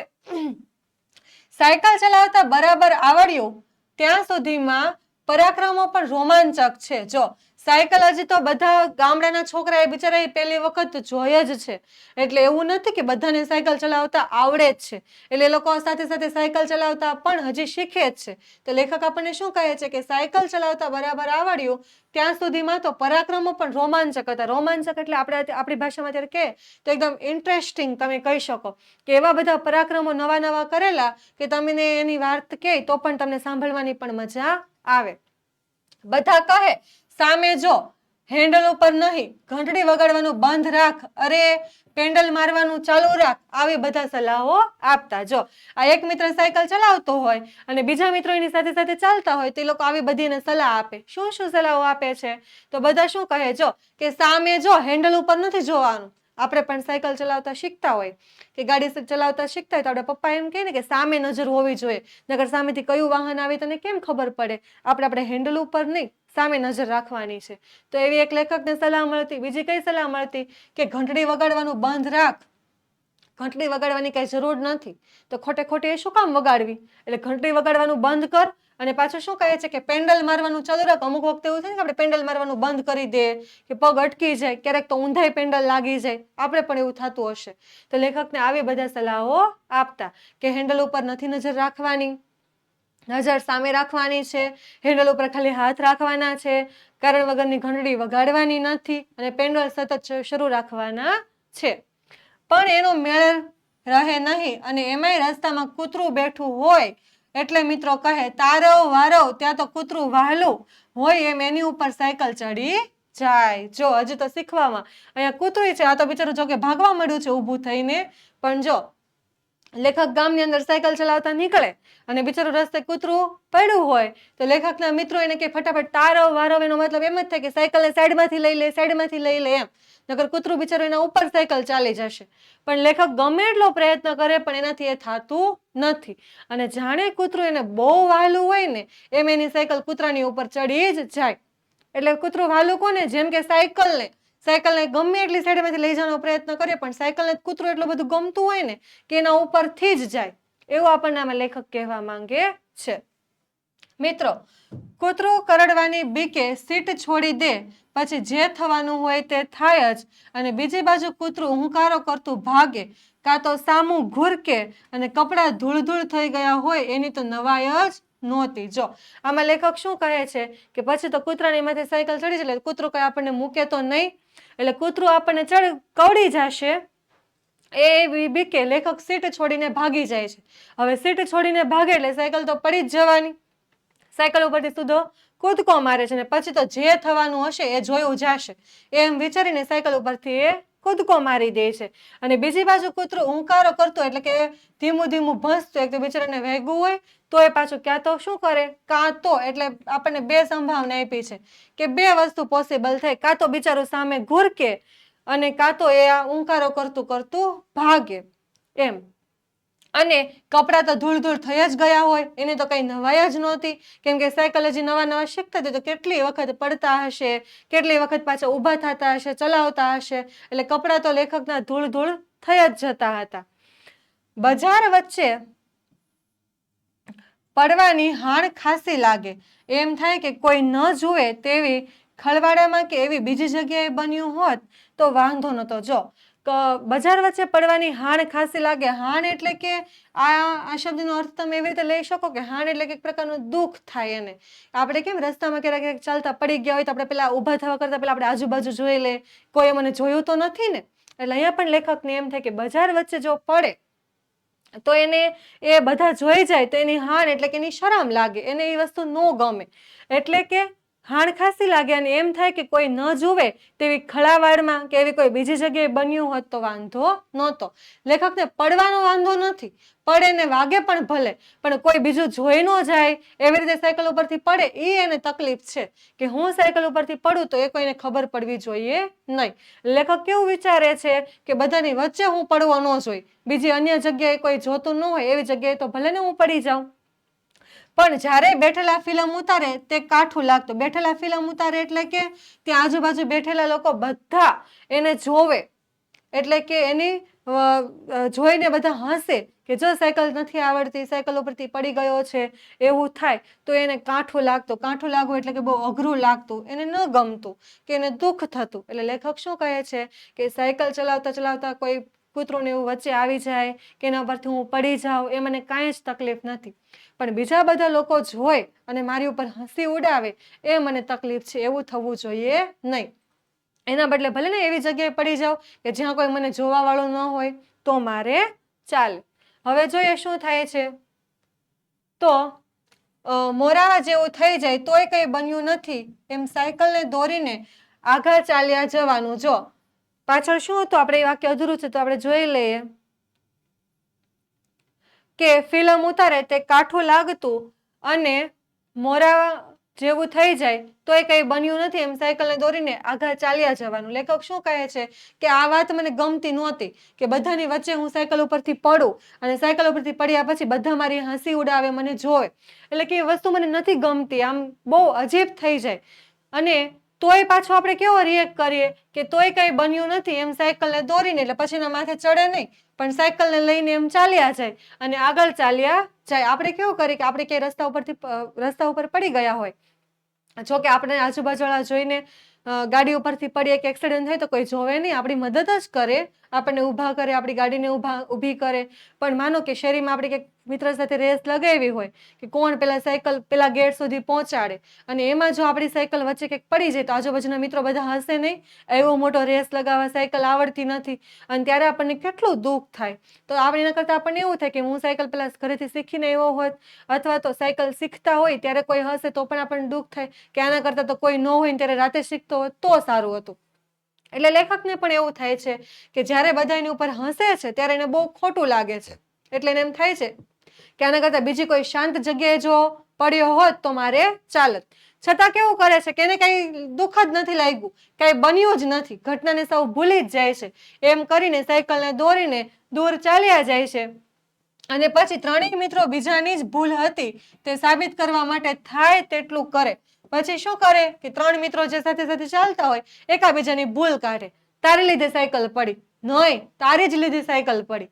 આમ ત્રણેય મિત્રો વચ્ચે માથાકૂટ થાય અને ત્રણેય મિત્રો પોતાની તો ભૂલ હોય જ નહીં એમ કરવા માટે બધી વસ્તુ સાબિત કરે કે આખરે કોની ભૂલ છે.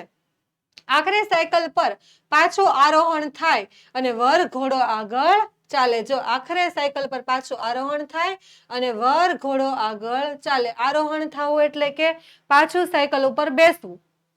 હમણાં સાયકલ દોરીને દૂર જતા રહ્યા એટલે તે લોકો જ્યાં હસતા હતા ત્યાંથી તો આપણે દૂર જતા રહ્યા, દૂર જઈને પાછા સાયકલ ઉપર બેસી જાય છે અને વરઘોડો આગળ ચાલે. એટલે કેમ વરઘોડાની જાન લઈ જતા હોય, વરાજાને ઘોડા ઉપર બેસાડીને એની જાન કાઢવામાં આવતી હોય, એમ પાછા 3-4 મિત્રોમાંથી પાછો એક મિત્ર સાયકલ ઉપર બેસે અને જાણે જાન લઈ જતો હોય એમ ધીમે ધીમે પાછા આગળ ચાલે.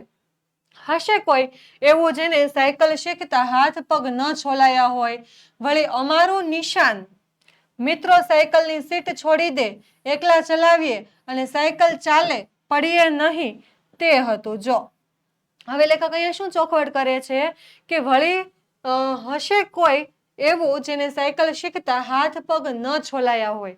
અહીંયા ક્વેશ્ચન માર્ક કર્યો છે, આપણને જેને પ્રશ્ન પૂછે છે, આ પ્રશ્ન ચિહ્ન છે ને એનો મતલબ એવો છે કે આપણને લેખક પ્રશ્ન પૂછે છે કે એવું તો કંઈક નસીબે જ હશે કે નવી નવી સાયકલ શીખ્યો હોય અને એના હાથ પગ ન છોલાયા હોય. એટલે ગામના દરેક છોકરાઓ જે સાયકલ શીખે છે એક તે ક્યાંક ને ક્યાંક પડે જ છે અને એના હાથ પગ ક્યાંક ને ક્યાંક તો છોલાયા જ હશે. પછી લેખક શું કહે છે કે વળી અમારું નિશાન છે, અમારું નિશાન કે મિત્રો સાયકલની સીટ છોડી દે અને એકલા ચલાવીએ અને સાયકલ ચાલે અને પડીએ નહીં તે હતું. નિશાન એટલે કે લેખક ક્યારે માનતા કે સાયકલ આવડી જાય? તો તમે જો કે મિત્રો સીટ છોડી દેનો મતલબ શું છે કે એક મિત્ર આમ સાયકલ ચલાવતો હોય તો એની સાયકલની સ્થિરતા ન રહે એટલે પાછળના જે 2-3 મિત્રો હોય એ પાછળથી સાયકલ પકડી રાખે અને પછી એક મિત્ર જે છે એ સાયકલ ધીમે ધીમે ચલાવતો હોય. તો લેખક શું કહે છે કે સાયકલ આવડી કોને કહેવાય? અમારું નિશાન શું?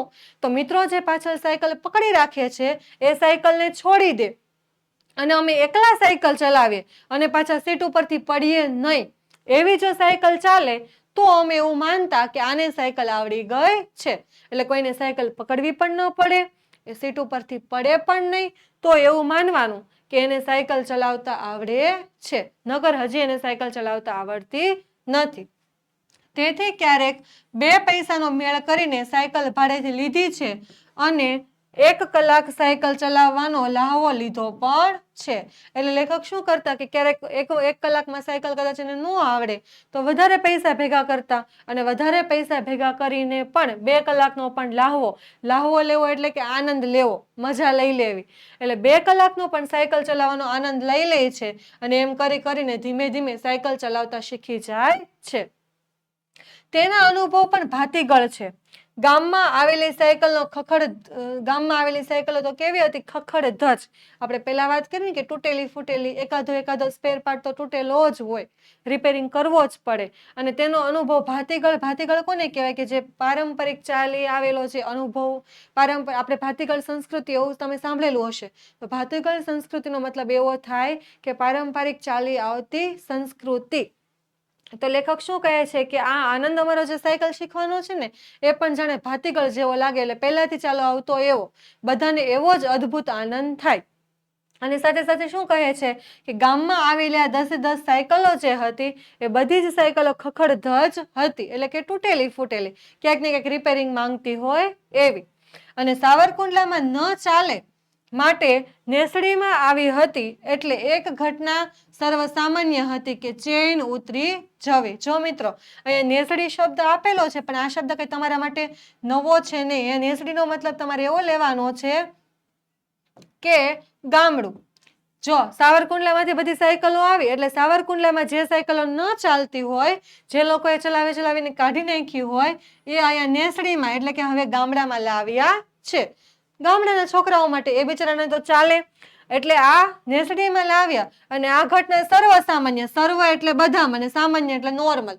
તો બધી સાયકલમાં એક બાબત કઈ કોમન હતી? તો વારે વારે સાયકલની ચેન ઉતરી જવી. જો તમે ખાસ યાદ રાખજો કે 10 જે જૂની પુરાણી સાયકલ હતી એમાં એક વસ્તુ બધામાં શું સર્વસામાન્ય હતી? તો બધી સાયકલની ચેન વારે વારે ઉતરી જતી હતી. હવે આપણે આગળ જોઈએ. જો સાયકલ અહીંયા કેવી આપી છે, બધા મિત્રોનું ટોળું, ગામડાના છોકરાઓ બધા ઉભેલા છે. અહીંયા જો સ્પેર પાર્ટ બધા પડેલા છે, સાયકલનું રિપેરિંગ કામ થતું હોય એવું તમને દેખાય છે. એકાદ ફલાંગ સાયકલ ચાલે અને ચેન ન ઉતરે એવું ભાગ્યે જ બને. સાયકલની ચેનની કેવી પરિસ્થિતિ હતી? એકાદ ફલાંગ એટલે કે થોડાક એવા પેન્ડલ મારીને એટલી આગળ સાયકલ ચાલે ત્યાં વારે વારે ચેન ઉતરી જાય. પાછો બિચારો નીચે ઉતરે, સાયકલની ચેન ચડાવે, પાછી થોડીક ચલાવે ત્યાં પાછી ચેન ઉતરી જાય, આવું બનતું. અને સાયકલ ચલાવી હોય એટલી ચાલે પણ ચેન સરખી કરવાનું કામ મુખ્ય રહેતું. જો સાયકલ ચલાવી હોય એટલી ચાલે એટલે સાયકલને તમે જેટલી ચલાવો એટલી ચાલે, પણ મેઇન કામ શું થાય? તો વારે વારે ચેન ચડાવવાનું. લેખકને કેવું બનતું કે જેટલી સાયકલ ન ચલાવે ને એટલી તો એને ચેન ચડાવવી પડતી. એથી આંગળા અને કપડા ગ્રીસ વાળા થાય. સાયકલની અંદર ઓલા ચેન ચડાવતી વખતે અંદર મશીન જે આવે એમાં ગ્રીસ વાળું હોય ને, એટલે લેખક ચેન ચડાવવા નીચે બેસે તો આંગળા એટલે કે હાથના જે આંગળા છે એ પણ ગ્રીસ વાળા કરે અને કપડા પણ આખા ગ્રીસ વાળા એ બગાડે. પણ એની અમને પરવા નહોતી એટલે કે અમને કાંઈ ચિંતા નહોતી, એનું અમને કાંઈ ટેન્શન નહોતું. પરંતુ બીજો ત્રાસ ભારે હતો. કયો ત્રાસ? હવે હમણાં આપણે આગળ જોઈએ કે સાયકલની ચેનની કેવી તકલીફ કે થોડીક એવી સાયકલ આગળ ચાલે ત્યાં ચેન પડી છે, પાછી થોડીક એવી ચલાવે ત્યાં ચેન પડી છે. એટલે લેખક સાયકલ તો જેટલી ચલાવી હોય એટલી ચલાવે પણ ચેન ચડાવવાનું કામ એકદમ મુખ્ય, પ્રમુખ, એ મેઇન કામ. વારે વારે ચેન તો ચડાવવી જ પડે. અને હવે જો બીજું શું થાય છે કે વારે વારે ચેન ચડાવવા નીચે જો અહીંયા ચેન ચડાવવાની હોય, આ જે પેન્ડલ હોય આમાંથી ચેન નીચે પડી જાય એટલે લેખક પાછા નીચે બેસે, પાછી ચેન ચડાવવાની, એટલે આ જે પાર્ટ હોય આ ગ્રીસ વાળો હોય એટલે લેખકને હાથમાં, આંગળામાં, કપડામાં બધે ગ્રીસ ચોંટે. હવે શું થાય છે જોઈ, બીજો ત્રાસ શું ભારે હતો કે બીજો ત્રાસ ભારે એ હતો કે ગામના જે રસ્તા હતા એ ધૂળિયા હતા. ધૂળિયા રસ્તા એટલે કેવા, ધૂળવાળા, માટીવાળા, ચલાવે એટલે બધું ઉડીને આંખમાં આવે. અને ધૂળિયા રસ્તા હોય, આપણી જેવો પાકો આરસીસી રોડ ન હોય કે ડામરનો રસ્તો ન હોય. અહીંયા કેવા રસ્તા હોય તો પથ્થરો વાળો રસ્તો હોય, એટલે એક પથ્થરની ઉપર સાયકલ ચડી હોય તો ઊંચા થઈને પાછા નીચે આવી, ઊંચા થઈને પાછા નીચે આવી. આવા ગામડાના રસ્તા હતા. એટલે શું બનતું, જે લેખકે હમણાં કીધું ને કે ચેનનો ત્રાસ તો ઓછો, ગ્રીસ વાળા હાથ થાય તો બહુ તકલીફ નહીં, પણ બીજો ત્રાસ વધારે. તો આ બીજા ત્રાસની વાત છે કે ટાયર અને કાંટા વચ્ચે પુરાણી દુશ્મનાવટ. જો આ તો બધા વાહનોમાં હોય, પછી તમે સાયકલ ચલાવો, બાઇક ચલાવો, એક્ટિવા ચલાવો કે પછી મોટર ચલાવો, ગમે એમાં ટાયર અને કાંટા વચ્ચે શું હોય, હંમેશા દુશ્મનાવટ હોય. કેમ કે ટાયરની અંદર કાંટો વાગે એટલે ટાયરની હવા નીકળી જાય, પંચર પડે અને પછી આપણે તે વાહન ચલાવી શકતા નથી. વેર વાળવા કાંટા ધૂળમાં છુપાઈને બેઠા હોય અને ખચ કરતા ટાયર ઉપર હુમલો કરે અને ભોગ અમે બનીએ. જો વેર વાળવા માટે, વેર વાળવું એટલે કે બદલો લેવો. કોણ બદલો લે છે તો કાંટા. લેખકને શું લાગે છે કે કાંટા જાણે બદલો લેવા માટે ક્યાં છુપાઈને બેસેલા છે તો ધૂળમાં છુપાઈને બેઠા હોય અને પાછા ખચ કરતા, ટાયરમાં ભરે એટલે એવો અવાજ આવે ને તો લેખક એવું કહે છે કે ખચ કરતા ટાયર ઉપર હુમલો કરે અને ભોગ કોણ બને તો અમે બનીએ. કેમ કે એક તો મુશ્કેલથી પૈસા ભેગા કર્યા હોય, એમાં 1 કલાક સાયકલનો આંટો મળતો હોય અને એમાં જો ટાયરમાં એ કાંટો વાગી જાય અને ટાયરમાં પંચર પડે તો પછી એ સાયકલને ચલાવી શકે નહીં. અને આગળ જોઈએ તો દુશ્મન ક્યાં બેઠો હોય એની ખબર પણ ન પડે. હવે આપણે રસ્તા ઉપર, પાછા ગામડાના ધૂળિયા રસ્તા, તો રસ્તા ઉપર સાયકલ ચલાવતી તો આપણને કાંટો થોડો દેખાય, મોટો પથ્થર હોય તો આપણે સાયકલને તારવી લઈએ, કોઈ કૂતરા જેવું બેઠું હોય તો આપણે સાયકલને તારવી લઈએ, પણ ધૂળની અંદર કાંટા હોય એ તો આપણને દેખાતા નથી. એટલે લેખક આપણને એમ કહે છે કે દુશ્મન ક્યાં બેઠો હોય એની આપણને ખબર પડતી નથી. અને સાયકલ બાપડી થઈ જાય તેને દોરીને અમે સાયકલ સ્ટોર સુધી પહોંચાડીએ. જો સાયકલ બાપડી થઈ જાય, બાપડું થઈ જવું એટલે કે બિચારું થઈ જવું. સાવ આપણે બાપડું શબ્દ ગરીબ માટે વાપરીએ છીએ, જે રાંક હોય, ગરીબ હોય, બિચારો હોય, આપણને દયા આવે એવું. પણ અહીંયા બાપડી શબ્દ સાયકલ માટે વાપરેલો છે કે સાયકલ બિચારી બાપડી થઈ જાય, આપણને દયા આવે એવી થઈ જાય. કેમ કે હવે આપણને માથે બેસાડીને પહોંચાડી શકીએ નહીં, પણ આપણે સાયકલની સાઈડમાં દોરીને આપણે સ્ટોર સુધી લઈ જવી પડે. જો અહીંયા કેમાં અંકલ ટાયરની સર્વિસ કરે છે, આ ટાયર પંચર વાળું જ છે અને આ બધા મિત્રો પંચર કરાવવા માટે આવ્યા છે. એટલે એમ કહે છે કે સાયકલ બિચારી બાપડી થઈ જાય અને અમે એને સાયકલ સ્ટોર સુધી પહોંચાડીએ. સાયકલ વાળો હુકમ કરે એટલે તેનો જંબુરિયો સાયકલ આડી પાડી ટ્યુબ ટાયર ખોલે. જો જંબુરિયો એટલે જંબુરિયાનો મતલબ તમારે અહીંયા લેવાનો છે કે લખી દઉં તમને તો તમને યાદ રહે. જંબુરિયો એટલે થાય નાનો છોકરો. નાનો છોકરો. કોણ નાનો છોકરો? તો જે અહીંયા કામ કરતો હોય તે. ક્યાં કામ કરતો હોય તો પંચર વાળાની દુકાને. જંબુરિયો એટલે કે નાનો એવો છોકરો. આપણે કહીએ છોટું, ચા વાળાની દુકાને, ચા વાળાની દુકાને ને આવા પંચર વાળાની દુકાને ન હોય, એટલે આની સાથે કામ કરતો સહકર્મી પણ તમે કહી શકો કે સાથે કામ કરતો. સાથે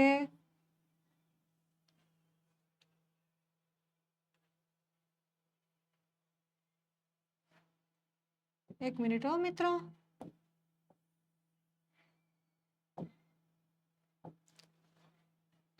હું અહીંયા લખી દઉં તમને.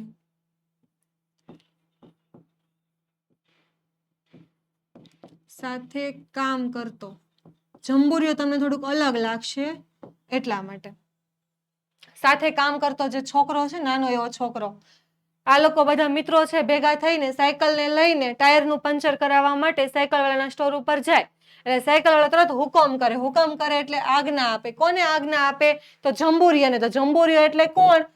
તો જંબુરિયો એટલે કે નાનો એવો છોકરો જેની સાથે કામ કરતો હોય, સાથે કામ કરતો એક કર્મચારી પણ તમે કહી શકો, પણ નાનો એવો છોકરો એને આજ્ઞા આપે એટલે એને ઓર્ડર આપે. તો એ શું કરે? તો સાયકલને આડી પાડી ટ્યુબ અને ટાયરને ખોલી નાખે અને જોઈએ તો ટ્યુબમાં અગાઉથી જ કેટલા પંચર રિપેરિંગના 10-12 લેબલ તો લગાવેલા જ હોય અને તેમાં અમારાથી એકનો વધારો પણ થયો હોય. જો શું બનતું કે એક તો જૂની સાયકલ છે, ગામડાના છોકરા વારે વારે જે ભાડું દે એ સાયકલને લઈ જાય, એટલે સાયકલનો માલિક પણ કોઈ ફિક્સ નથી, એટલે બધા મન ફાવે એમ ચલાવે. અને એમ તો કેટલાય સાયકલની અંદર પંચર પડતા હશે, તો લેખક શું કહે છે કે એ જ્યારે અમારો પંચર ખોલે, સાયકલને આડી પાડે અને ટ્યુબ અને ટાયરને અલગ કરે, એટલે અગાઉથી જ કેટલા પંચર પડેલા હોય, તો 10-12 લેબલ તો એમનેમ જ લગાવેલા હોય અને અમારાથી પાછો એકનો વધારો થાય. લેખકની એક નવું પંચર પાડીને લેવાય હોય તો પાછી એની જગ્યાએ ટીકડી લગાવે ને, એવી રીતે કહે છે કે ઘણા બધા લેબલ એની અંદર લગાવેલા હોય છે. જોકે તેના વધારાના પૈસા આપવા પડતા તે અમને કઢતું એટલે કે નડતું, અમને એ ખરાબ લાગતું. એની જ અમારી તકલીફ હતી કે સાયકલને પંચર પડે એની તકલીફ નહીં, અમારે એને રિપેરિંગ કરાવવું પડે એની પણ તકલીફ નહીં, પણ જો સાયકલને પંચર પડે તો અમારે પંચરના વધારાના પૈસા આપવા પડતા, એની અમારે તકલીફ હતી. કેમ કે તમને બધાને ખબર છે કે ગામડાના બાળકો પાસે, બિચારા પાસે એટલા બધા પૈસા હોતા નથી, છતાં પણ મહા મુસીબતે એ પૈસા ભેગા કરી અને સાયકલ ભાડે લાવે, તો પણ પછી પંચરના પૈસા ક્યાંથી કાઢે, એટલે એ લેખકને ગમતું નહીં. હવે જોઈએ આગળ શું થાય છે. જો આવી રીતે પંચર કરવામાં આવે કે એની અંદર ફૂલ હવા ભરે, પછી ફૂલ હવા ભરી અને પાણીનું કોઈ પાત્ર લઈ, ટબ કે એવું ખુલ્લું પાત્ર, એની અંદર ટાયરને મૂકે, પછી જ્યાંથી પંચર હોય ને ત્યાં બડબોડિયા જેવું હવા ત્યાંથી લીક થતી હોય, તો એ ભાગમાંથી હવા આવે એટલે ત્યાં પાણીના બડબોડિયા જેવું બોલે, એટલે આપણને ખબર પડી જાય કે અહીંયા પંચર છે, અને પછી ત્યાં ગરમ કરીને કંઈક ટીકડી જેવું લગાડીને એ પંચરને રિપેરિંગ કરે. હવે જો ટ્યુબમાં પંચર ક્યાં છે, પંચર પડવું એટલે કે ટાયરમાં એક નાનું એવું, તમને બધાને ખબર છે વ્હીકલમાં તમે ટુ વ્હીલને ચલાવતા હશો એટલે કે કાંટો વાગવાથી કે કાણું પડી જાય અને એ જગ્યાએથી બધી હવા લીક થાય ટ્યુબમાં, તો એને આપણે પંચર કહીએ છીએ. તો ટ્યુબમાં પંચર ક્યાં છે તે જાણવા સાયકલ વાળો ટ્યુબમાં હવા ભરી તગારાના પાણીમાં બોળે અને હવા નીકળતી હોય ત્યાં બડબડિયા બોલે. ભલું હોય તો પડખેથી બીજું કાણું હોય તે ચડી ખાય, એ પણ બડબડિયા જોવાની બહુ મજા પડતી. જો મજા તો આવતી પણ પૈસા પણ દેવા પડતા. તો પંચર કરવાની તમને રીત કીધી છે વિદ્યાર્થી મિત્રો કે શું થાય, તો ટ્યુબમાં પંચર ક્યાં છે ને એ જાણવા સાયકલ વાળો ટ્યુબમાં પેલા હવા ભરે, પછી આવું તગારું, મેં તમને કીધું ને ખુલ્લું પાત્ર લે જેની અંદર પાણી ભરેલું હોય, તો તગારાના પાણીમાં એને બોળે અને જ્યાં હવા નીકળતી હોય ત્યાં બડબડિયા જેવો અવાજ આવે એટલે પાણીના બડબડિયા બોલે. અને ભલું હોય તો એટલે કે બીજું કોઈ નાનું એવું પંચર હોય, પેલા ન પણ દેખાયું હોય, તો એ પંચરનું બીજું કંઈક બાજુમાં કાણું હોય ત્યાંથી પણ પાછા બડબડિયા બોલે, એટલે બે પંચરો નીકળે અને પાણીના બડબડિયા જોવાની આ બધા છોકરાઓને મજા આવતી. અને સાયકલ વાળો ટાયરમાં અંદરના ભાગે હાથ ફેરવીને કાંટો શોધી કાઢે, એટલે અંદરના ટાયરમાં હાથ નાખેલો, ટ્યુબમાં જે કાંટો લાગેલો હોય એ જ્યાં બડબડિયા બોલે છે એટલે એને ખબર પડી જાય કે અહીંયા પંચર છે, પછી ત્યાં અંદર હાથ નાખી અને ક્યાં કાંટો વાગ્યો છે એ કાંટાને શોધી કાઢતો, એટલે ગોતી લેતો. જાણે પોલીસ ગુનેગારને પકડી પાડ્યો હોય તેવા સંતોષ સાથે અમારી સામું જુએ ને બોલે કે મને હતું જ કે એકથી વધારે પંક્ચર હશે, અને ડબલ પંચર અને ડબલ દંડ. જો કે અમારો દંડ એ સાયકલ સ્ટોર વાળાનો આનંદ બનતો. જો મિત્રો આ આખી વાત તમને સમજાવું કે લેખક જ્યારે ગાડીનું પંચર મતલબ કે સાયકલના ટાયરનું પંચર કરાવવા જાય છે, ત્યારે જે જગ્યાએ પંચર પડ્યું હોય એ પંચર વાળી જે ટ્યુબ છે એની અંદર હવા ભરે અને એ હવા ભરેલી ટ્યુબ આવા ખુલ્લા પાત્રની અંદર મૂકે. ખુલ્લા પાત્રની અંદર ટ્યુબ મૂકશે, ગોળ ગોળ ફેરવશે, એટલે જ્યાં પંચર હશે ત્યાં પાણીના બડબડિયા બોલશે. અને આ પંચર રિપેર કરવાવાળાને ખબર પડી જાય કે આ પાણીના બડબડિયા બોલે છે, એટલે ત્યાં અંદર હાથ નાખી અને કાંટો કાઢી લે. તો કાંટો કાઢે ત્યારે એને કેવું લાગતું કે જાણે પોલીસ ગુનેગારને પકડી પાડે ને કે હાશ મળી ગયું, જો આ કાંટાને લીધે જ પંચર પડ્યું છે, એવી રીતે એને લાગતું અને સંતોષ થતો કે હવે પંચર મળી ગયું છે. અને અમારી સામું જોવે અને બોલે કે મને હતું જ કે એકથી વધારે પંચર હશે.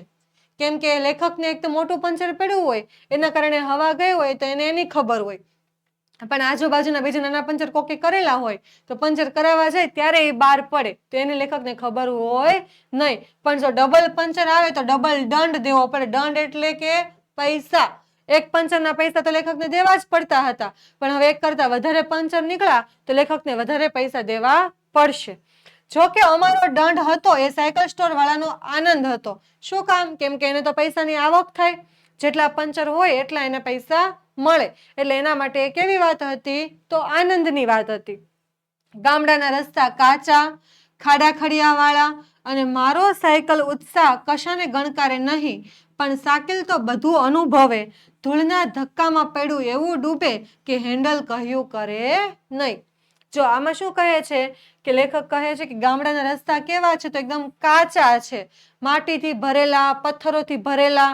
ત્યાં સાયકલ ચલાવવી બહુ મુશ્કેલ છે. ને પાછું કેવું ખાડા ખડિયાવાળું. મેં તમને પહેલા જ કીધું કે સાયકલ ઘડીક ઉપર નીચે આમ રોદા જ ખવડાવ્યા કરે, એટલે ખાડા ખડિયાવાળા છે. અને મારો સાયકલનો ઉત્સાહ એટલો બધો, લેખકને સાયકલ ચલાવવાનો આનંદ અને ઉત્સાહ જેટલો બધો છે કે આ કશાને ગણકારતા નથી. ગણકારતા એટલે કે એને કઈ નડતું જ નથી, એને કઈ આડું આવતું જ નથી. એ તો એની મોજમાં સતત ને સતત સાયકલ ચલાવી જ જાય છે.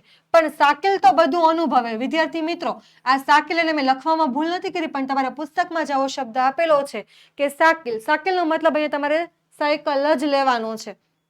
કે લેખક સાયકલની ઉપર બેઠા છે તો એને તો ખાડા ખડિયાને કઈ નડતું નથી, કેમ કે એની અંદર ઉત્સાહ જેટલો છે. પણ ઓલી બિચારી સાયકલ છે એને તો બધું અનુભવ થાય. એને તો કાંટા પણ વાગે, ખાડામાં જવું પણ પડે, પાછી ઊંચી પણ થાય. એટલે ધૂળના ધક્કા એટલે કે ધૂળની જે ડમરીઓ ઉડે, ધૂળના જે ઢેફા હોય કે ધૂળના પડેલા ખાડા હોય, એમાં પડ્યું એવું ડૂબે કે હેન્ડલ કહ્યું કરે નહીં. એટલે કે ગામડાની અંદર જે ખાડા હોય એની અંદર એવું ટાયર ફસાઈ જાય કે પછી તમે હેન્ડલને ગમે એટલું આમ તેમ કરો પણ એ ખાડામાંથી કોઈ વાતે સાયકલ નીકળી શકે નહીં. આવું બને. હવે જો ક્યારેક પડ્યું હઠાગ્રહ કરીને ઊંધું ફરીને ઊભું રહે. ક્યારેક કેવું થાય, હઠાગ્રહ એટલે કે હઠ પકડી લેવી, એક પ્રકારની જીદ પકડી લેવી. તો સાયકલનું ટાયર ક્યારેક કેવું કરે? પડ્યું એટલે કે ટાયર એ હઠ પકડીને, જીદ પકડીને ઊંધું ફરીને ઊભું રહે અને વટ પાડવાની ખ્વાહિશ હોય પણ વટ ધૂળમાં પડી જાય. આપણે ક્યારેક સાયકલ ઉપર બેઠા હોય, માંડ પૈસા ભેગા કરીને સાયકલ ચલાવવા માટે લાવ્યા હોય, તો આપણને કેવું હોય કે સાયકલ ઉપર બેસીને મારે વટ પાડવો છે કે હું કેમ સાયકલને ચલાવું છું. જો પણ ક્યારેક કેવું થાય કે સાયકલનું ટાયર જે છે ને એ હઠ પકડી લે. જો આ રીતે કેમ એ સાયકલનો વટ પાડવા ગયો પણ ટાયર કેવું થઈ ગયું? ઊંધું પડી ગયું, નમી ગયું. એટલે એવી રીતે જો ઊંધું ફરીને ઊભું રહે તો વટ પાડવાની જે ખ્વાહિશ હોય એ કેવી થાય? ધૂળમાં પડી જાય. એટલે કે સાયકલ ચલાવવાનો વટ પાડવાનો હોય એની બદલે રસ્તા ઉપર પડી જાય, ધૂળમાં ભળી જાય. એટલે કે ધૂળમાં એ નીચે પડે. અને ખાડો મોટો હોય તો સાયકલ કૂદકો મારે અને ભૂમિશયન કરે અને ફરજિયાત ભાન કરાવે કે પૃથ્વી માતા કહેવાય, માટે દંડવત પ્રણામ કર. જો આ રમૂજીની વાત છે કે પણ વટ ધૂળમાં પડી જાય અને ખાડો પાછો જો ટાયર નમે તો ખાલી ધૂળમાં પડે, પણ જો ખાડો બહુ મોટો હોય તો સાયકલ કૂદકો મારીને ખાડામાં પડી જાય અને પછી કોઈ વાતે એ ખાડામાંથી બહાર ન નીકળે તો આપણને શું કરાવે? તો ભૂમિશયન. આ શબ્દ વિદ્યાર્થી મિત્રો આપણે પહેલા પણ આવી ગયો અને મેં તમને સમજાવ્યો કે ભૂમિશયન કરાવવું એટલે કે ધરતી ઉપર, જમીન ઉપર આપણને નીચા પાડી દેવા. એટલે આપણે સાયકલ ઉપરથી નીચે પડી જઈએ અને પછી આપણને ફરજિયાત ભાન કરાવવું. ભાન કરાવે એટલે આપણને યાદ કરાવડાવે. આપણને શું યાદ કરાવે? સાયકલ કે પૃથ્વી માતા કહેવાય માટે એને દંડવત પ્રણામ કર, નીચે પડીને લાંબો થઈને પ્રણામ કર. એવી રીતે આપણને આ સાયકલ શીખવાડી દે છે અને આપણે કરવા પણ પડે, કેમ કે આપણે સાયકલ ખાડામાં પાડી છે તો ખાડામાં સાયકલ ગઈ એટલે આપણે નીચે પડવાના જ છીએ, તો દંડવત પ્રણામ કરવા પણ પડે. અને તો રસ્તા વચ્ચે બેઠેલો પથ્થર જાણે લોહ ચુંબક હોય એમ પડ્યું, ગમે એટલું વારવા છતાં એ તરફ જ ખેંચાય. જો રસ્તા ઉપર વચ્ચે બેઠેલો ક્યારેક એવું થાય કે ધૂળને કારણે સાયકલનું ટાયર સરે તો પણ આપણે પડી જઈએ. ક્યારેક ખાડાની અંદર સાયકલનું ટાયર ભરાઈ જાય તો પણ આપણે પડી જઈએ. અને ક્યારેક એવું પણ બનતું કે રસ્તા વચ્ચે બેઠેલો પથ્થર, બેઠેલો એટલે કે રસ્તાની વચ્ચે ક્યારેક પથ્થર પડ્યો હોય તો એ રસ્તા વચ્ચે પડેલો પથ્થર જાણે કે લોહ ચુંબક હોય. સાયકલ લોખંડની હોય અને પથ્થર જાણે લોહ ચુંબક ન હોય, એનો મતલબ એવો છે કે સાયકલ માટે બીજો કેટલોય રસ્તો ખુલ્લો હોય પણ જ્યાં ઓલો પથ્થર પડેલો છે ને ત્યાં જ સાયકલ ચાલવાની થાય. એટલે ઓલા પથ્થર સાથે સાયકલ અથડાય અને પાછા લેખક પડી જાય. એટલે કે એ તરફ જ ખેંચાતો હોય એવું લાગે અને પથ્થર ઉપર થઈને નીચે પછડાય એટલે કે પાછું પડી જવું. અને પછી 2-3 ઘટના બને, કાં તો થોડુંક આંચકો ખાઈને આગળ ચાલવા માંડે અને કાં આડું થઈને સાયકલને અટકાવી દે. બે ઘટના બને પથ્થર સાથે અથડાય તો. કાંઈક આંચકો લાગે, એટલે કે નાનો એવો પથ્થર હોય તો આમ આંચકો લાગે, ઉપર ચડીને પાછી સાયકલ આગળ ચાલવા મળે. અને કાં જો બહુ મોટો પથ્થર હોય તો આડું થઈને સાયકલને અટકાવી દે, સાયકલને ત્યાં ઊભી પણ રાખવી પડે. અને કાં પેડું એવું વાંકું થાય કે સાયકલ અને સવાર બે બિચારા બનીને આવશે પણ એ ગમે તે દિશામાં ફેંકાઈ જાય. બિચારા બનીને એટલે કે આપણને દયા આવે એવા. સાયકલે પડે અને એની ઉપર સવાર. સવાર એટલે કે સાયકલ ઉપર બેસનાર. જો અહીંયા લખી દઉં કે સાયકલ પર બેસનાર એટલે સવાર. સાયકલ સવાર, આપણે એમ કહીએ ને ઘોડે સવાર, એવી રીતે સાયકલ સવાર, સાયકલ ઉપર બેસનાર. તો પથ્થર આવે તો બે વાત થાય.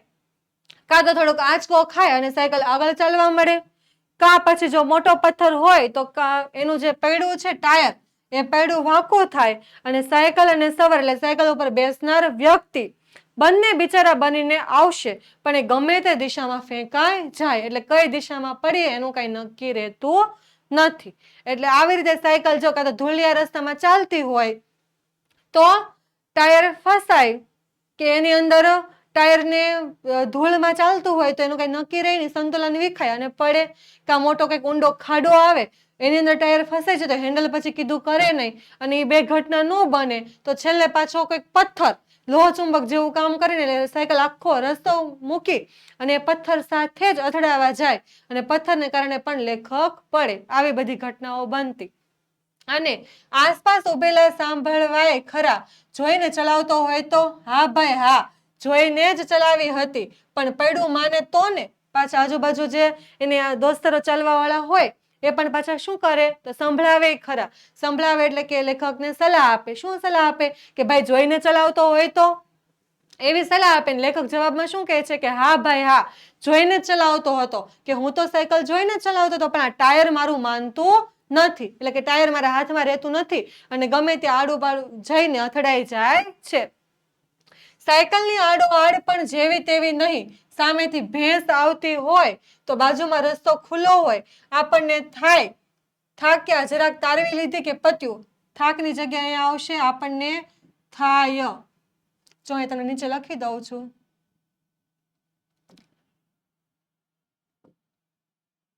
એક મિનિટ હો વિદ્યાર્થી મિત્રો, આપણે જરીક અહીંયા સુધારી નાખીએ.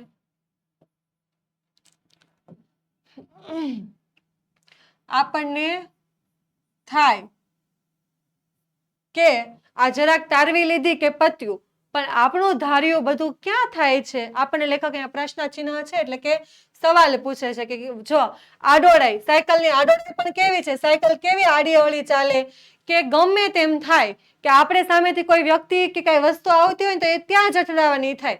કેમ ઓલો લોહચુંબક જેવો પથ્થર હતો આખો રસ્તો મૂકીને પથ્થર ઉપર જ ચડવા જાય, એવી રીતે સામેથી ભેંસ આવતી હોય અને બાજુમાં રસ્તો ખુલ્લો હોય અને આપણને શું થાય કે આપણે જરાક અહીંયા સામેથી ભેંસ આવે છે, આ બાજુનો રસ્તો ખુલ્લો છે તો આપણે સાયકલને ત્યાંથી તારવી લઈએ તો ભેંસ આમ નીકળી જાય અને આપણે આમ નીકળી જઈએ. જો આ સામેથી અહીંયા ભેંસ આવે છે અને લેખક અહીંથી સાયકલ લઈને જાય છે. લેખક મનમાં શું વિચારે છે કે ભેંસ આ બાજુ છે તો હું આ બાજુથી આમ સાયકલ લઈને નીકળી જાઉં તો આ વાત પતી એમ, તો આપણે સાયકલ આસાનીથી ચાલી જાય છે. પણ લેખક શું કહે છે કે આપણું ધાર્યું કાંઈ થતું નથી. આપણને સવાલ કરે છે કે આપણું ધાર્યું એટલે કે આપણે જે કાંઈ વિચારીએ છીએ એ કોઈ દિવસ બનતું નથી. તો શું થાય છે કે ભેંસને અક્કલ હોય તો ને. લેખક આપણને પૂછે છે કે આપણે તો ઘણું વિચારીએ કે હું સાઈડમાંથી સાયકલને લઈને જતો રહીશ, પણ આ ભેંસને અક્કલ હોવી જોઈએ ને, કે ભેંસને અક્કલ હોતી નથી અને એ તો મારી બાજુ જ વળે છે. જો આ ભેંસ કેમ લેખક બાજુ વળી, ત્યાં જ ગમે એમ કરીને સામી આવે છે અને તે આગળ વધતી જાય અને મારી મૂંઝવણ વધતી જાય. જેમ જેમ ભેંસ મારી બાજુ આવે, ભેંસ આ બાજુથી આવતી હોય, આપણે અહીંયાથી સાયકલ ચલાવતા હોઈએ તો આપણે ઘણો પ્રયત્ન કરીએ કે ભેંસ આવે એ પહેલા આપણે નીકળી જઈએ, પણ ભેંસે આડી અને સાયકલે આપણી માને નહીં. ભેંસ આપણી ગમે એમ કરીને આપણી બાજુ આવે એટલે ભેંસ જેમ જેમ આપણી પાસે આવતી જાય એ મારી મૂંઝવણ એટલે કે મારી ચિંતા, મારું ટેન્શન એ પણ સાથે સાથે વધતું જાય.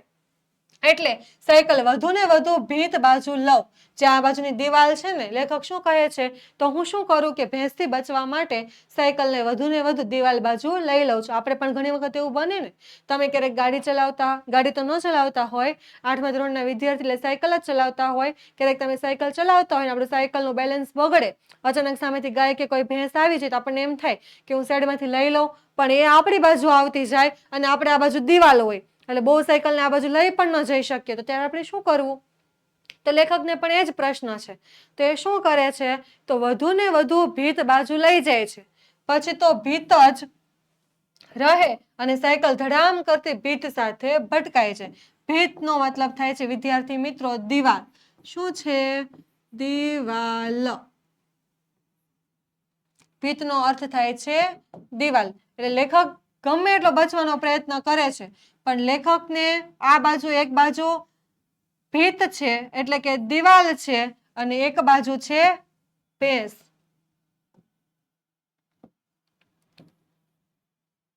એટલે લેખક કાંઈ કરી શકતા નથી.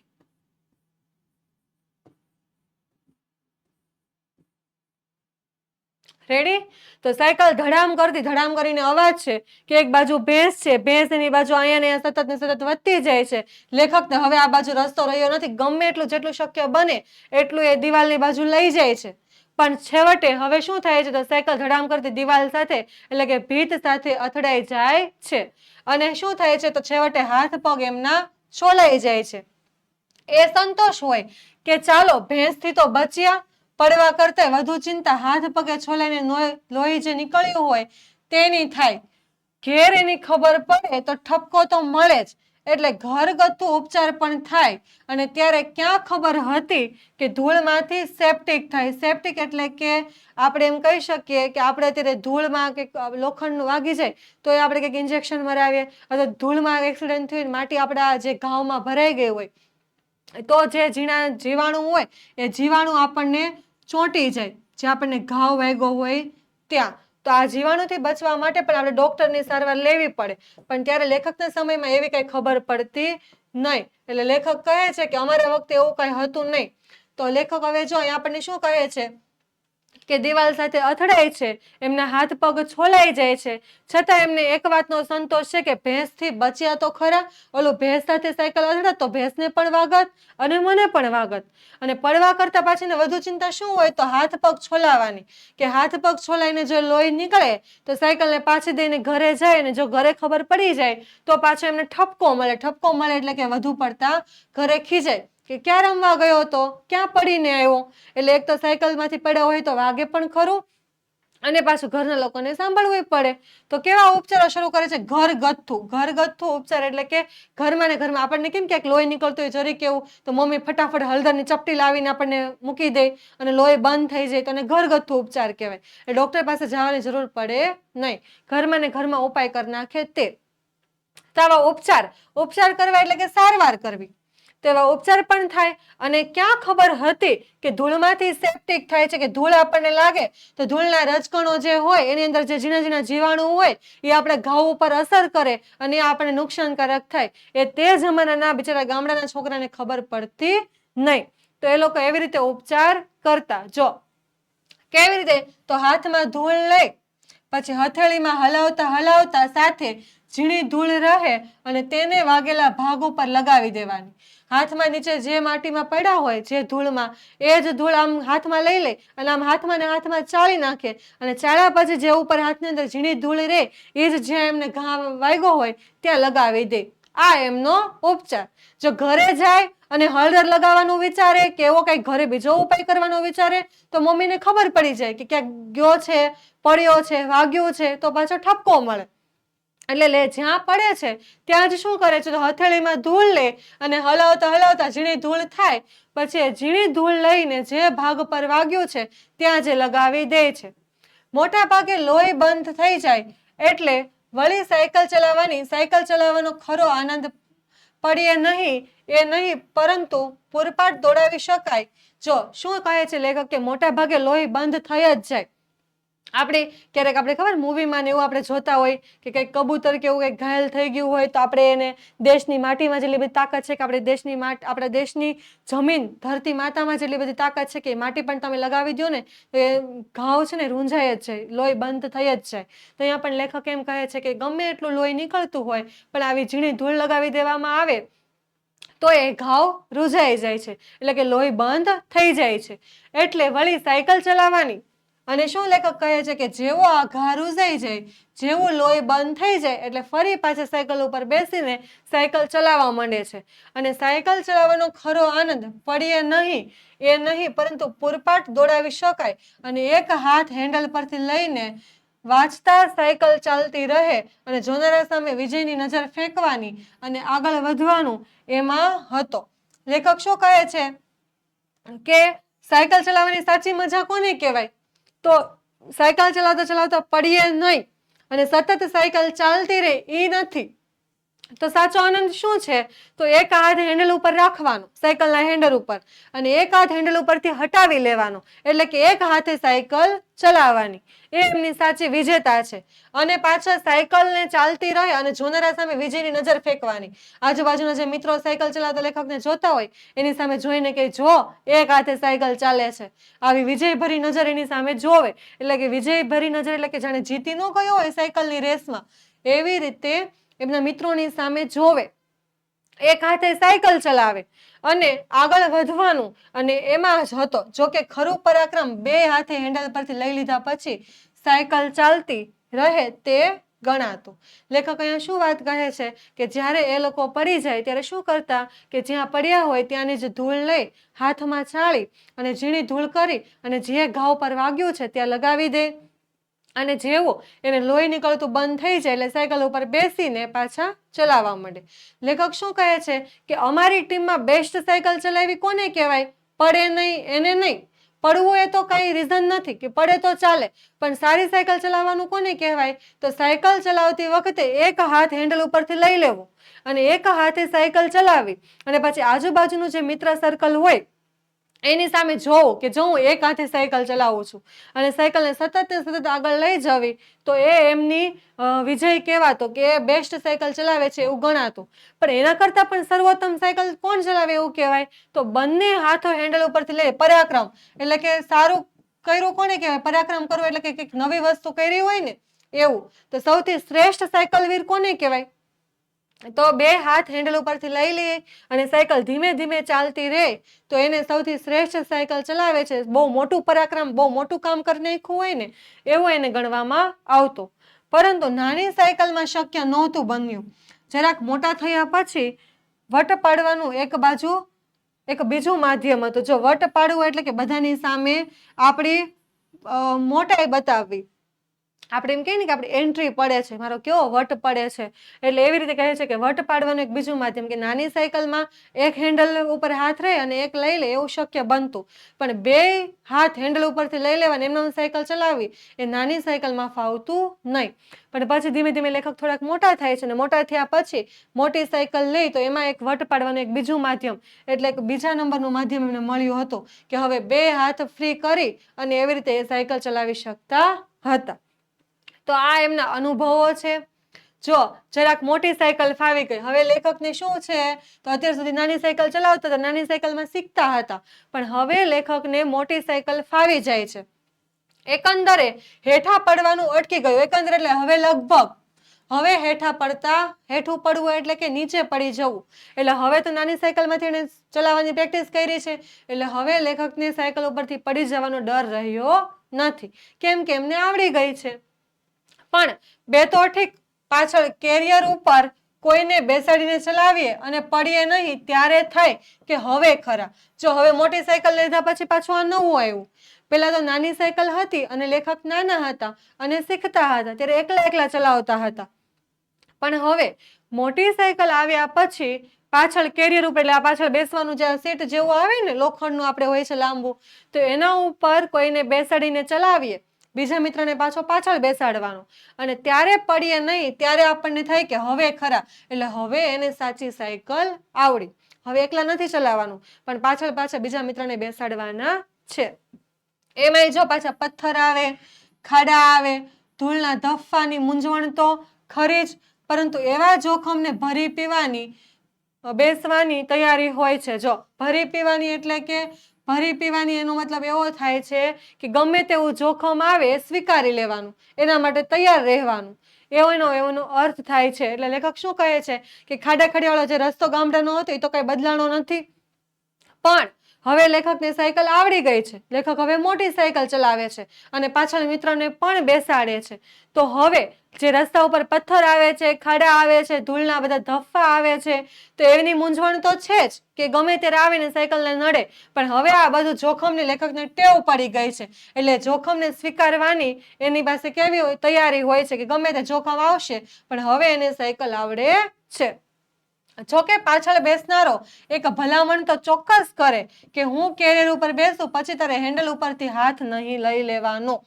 પાછળ જે બેસતો એ મિત્ર હોય એ આગળ જે ચલાવવા વાળા લેખક છે એને ભલામણ કરે છે. ભલામણ કરવી એટલે કે એને રિક્વેસ્ટ કરવી, એને કહી દેવું સૌથી પહેલા કે જો ભાઈ તારી પાછળ સાયકલમાં હું બેઠો ખરું, પણ હું તારી સાયકલની પાછળના કેરિયરમાં એટલે કે પાછળની સીટમાં બેઠો હોય ત્યાં સુધી તારે સાયકલના હેન્ડલ ઉપરથી હાથ લેવાના નહીં. કેમ કે પાછળ બેસવા વાળાને બિચારાને ખબર હોય કે હેન્ડલ ઉપરથી હાથ લેશે તો અમે બે નીચે પડશું, એટલે એવી ભલામણ કરી જ દે છે પહેલા કે તો જ હું બેસું, કે તો હેન્ડલ ઉપરથી હાથ ન લેવાનો હોય ને તો જ હું બેસું. જો અહીંયા કીધું છે તો જ હું બેસું, નકર મારે તારી પાછળ બેસવું નથી.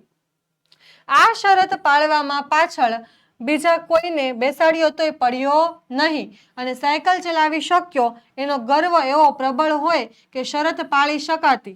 જોકે ત્યારે કારણ વિના ઘંટડી વગાડવાનું ચાલુ જ રહેતો.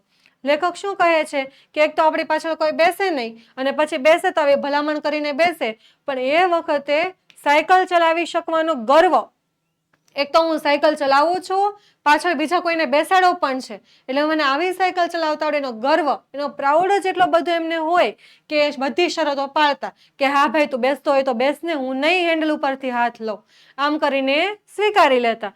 અને જો કે ત્યારે પણ કારણ વિનાની ઘંટડી વગાડવાનું ચાલુ જ હતું.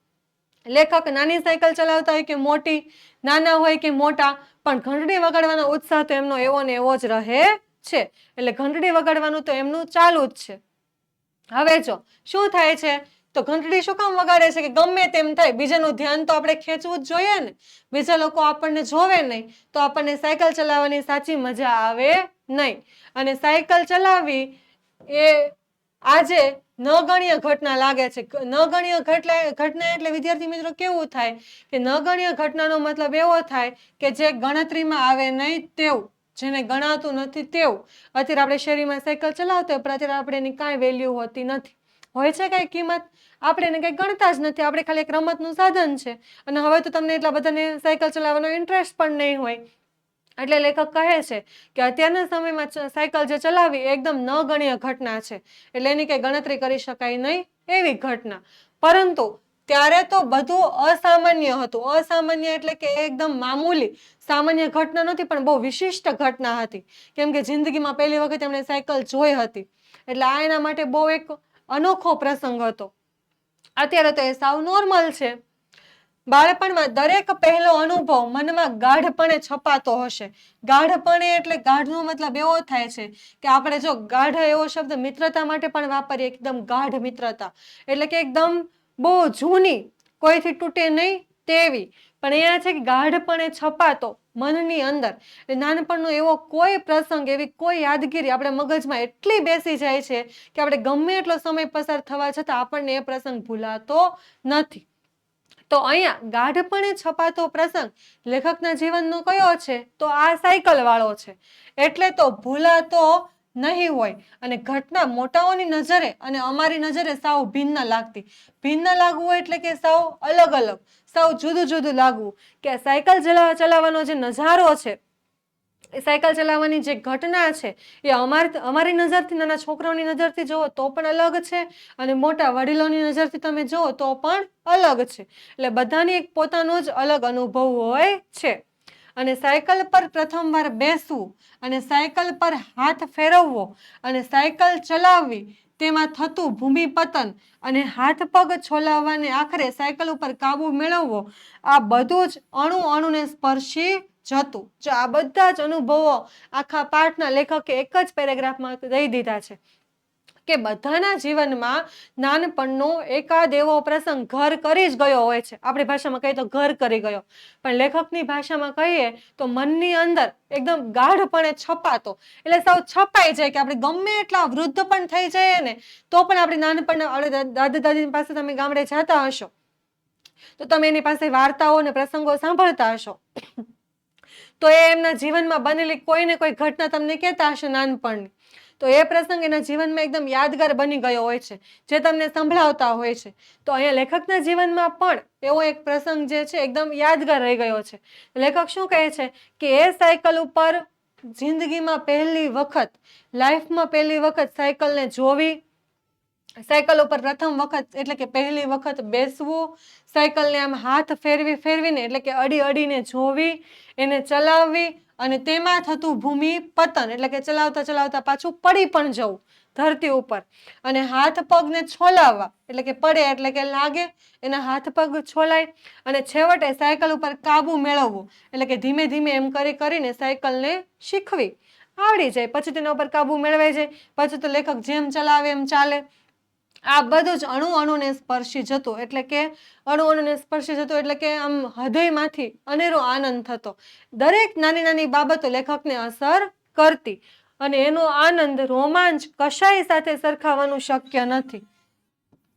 સરખામણી કરવી એટલે કે આ એવો અદ્ભુત આનંદ હતો, આ એવો ખુશી હતી, એવો રોમાંચ હતો, એવી અદ્ભુત પળ હતી કે એ વસ્તુને તમે કોઈની સાથે સરખાવી શકો નહીં, બીજી કોઈ પણ બાબત સાથે એની સરખામણી કરવી શક્ય નથી, કારણ કે એ પ્રથમ અનુભવ હતો અને જીવનનો હંમેશા પ્રથમ અનુભવ આપણને યાદગાર હોય છે.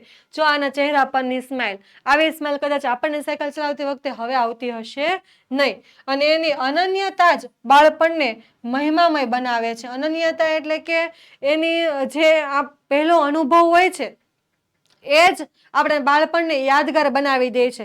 તમે પણ કોઈ નવી વસ્તુની માંગ મમ્મી પપ્પા પાસે કરી હોય તો એ નવી વસ્તુ જ્યારે નવી નવી તમને ભેટમાં મળે ને ત્યારે જે ખુશી હોય અને એની વસ્તુ તમે 1 વર્ષ પછી એનાથી રમતા હોય, જેમ કે નવી નવી સાયકલ તમને મળે અને એ સાયકલને પહેલી વખત જોવાનો જે આનંદ હોય એ પછી સાયકલ તમારી પાસે જ્યાં સુધી રહે ત્યાં સુધી એવો રહેતો નથી.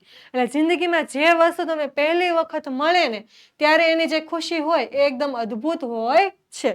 તો એવો પ્રસંગ અહીંયા લેખકને સાયકલનો છે.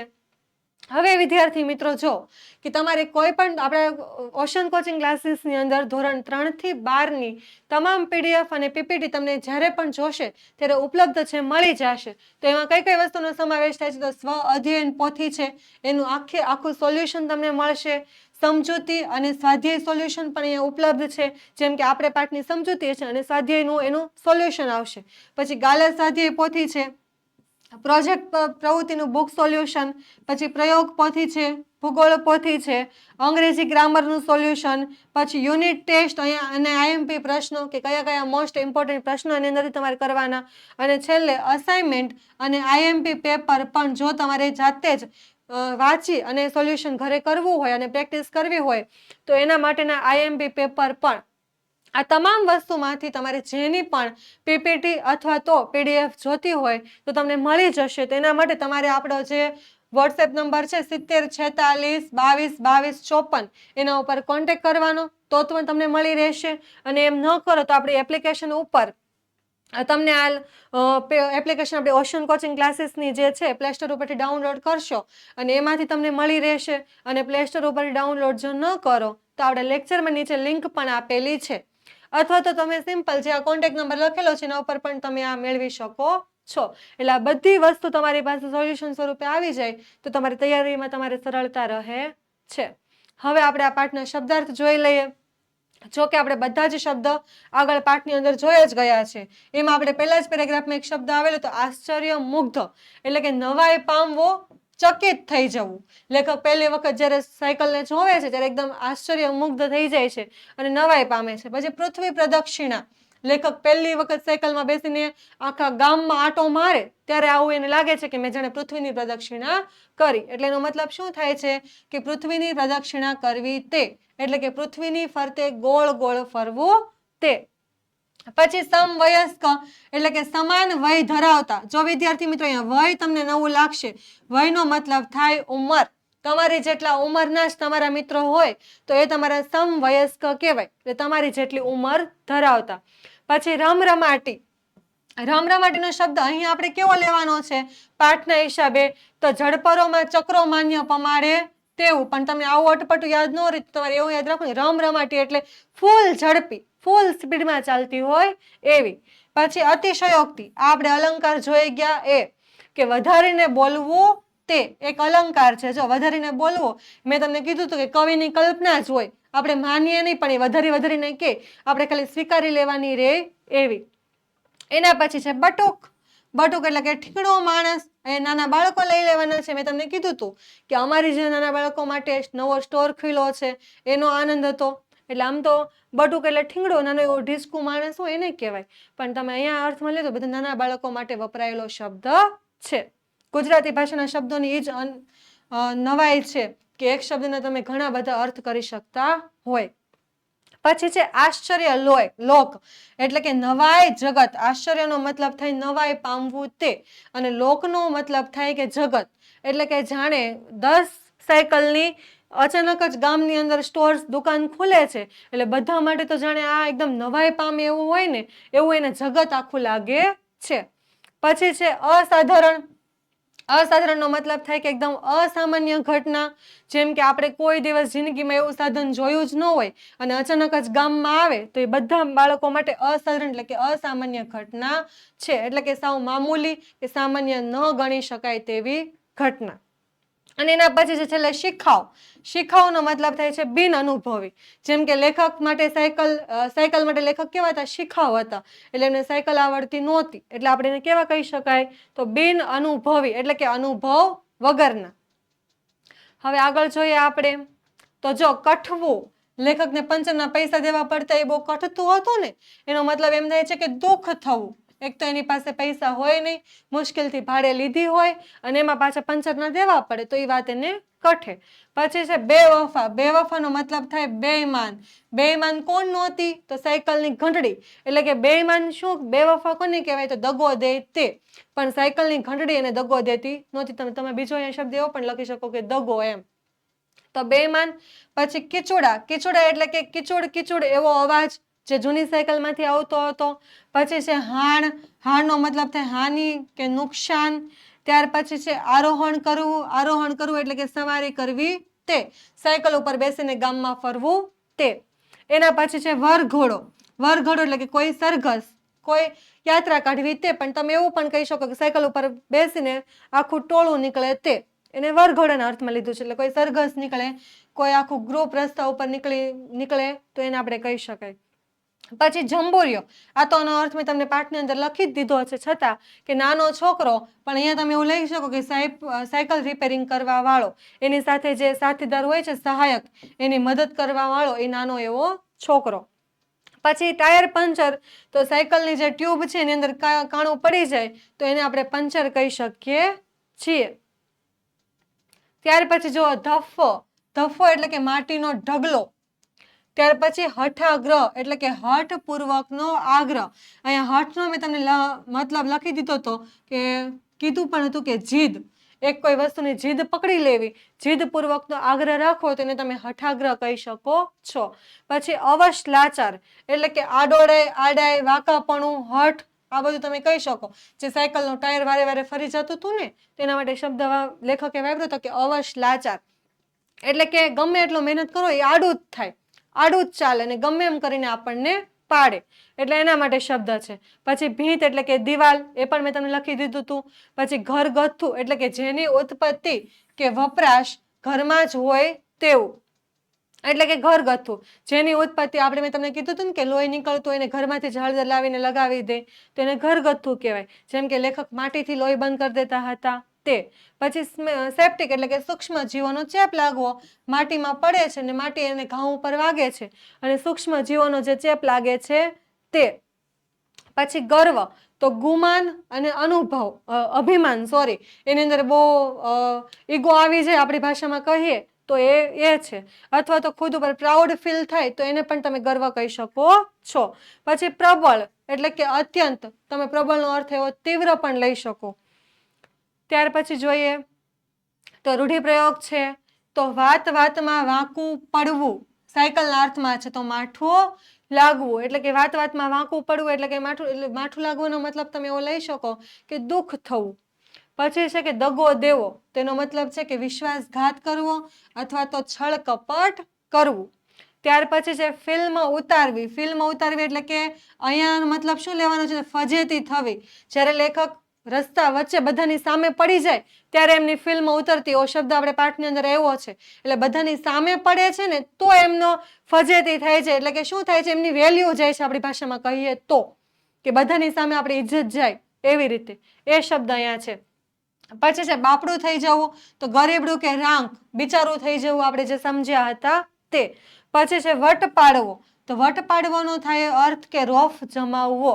બધાની સામે આપણી એક અલગ જ એન્ટ્રી પડતી હોય, આપણે સાદી ભાષામાં કહીએ ને મિત્રની સામે બહુ હવા મારે છે એના જેવું, તો એના માટે આ શબ્દ છે રોફ, યાદ રાખજો.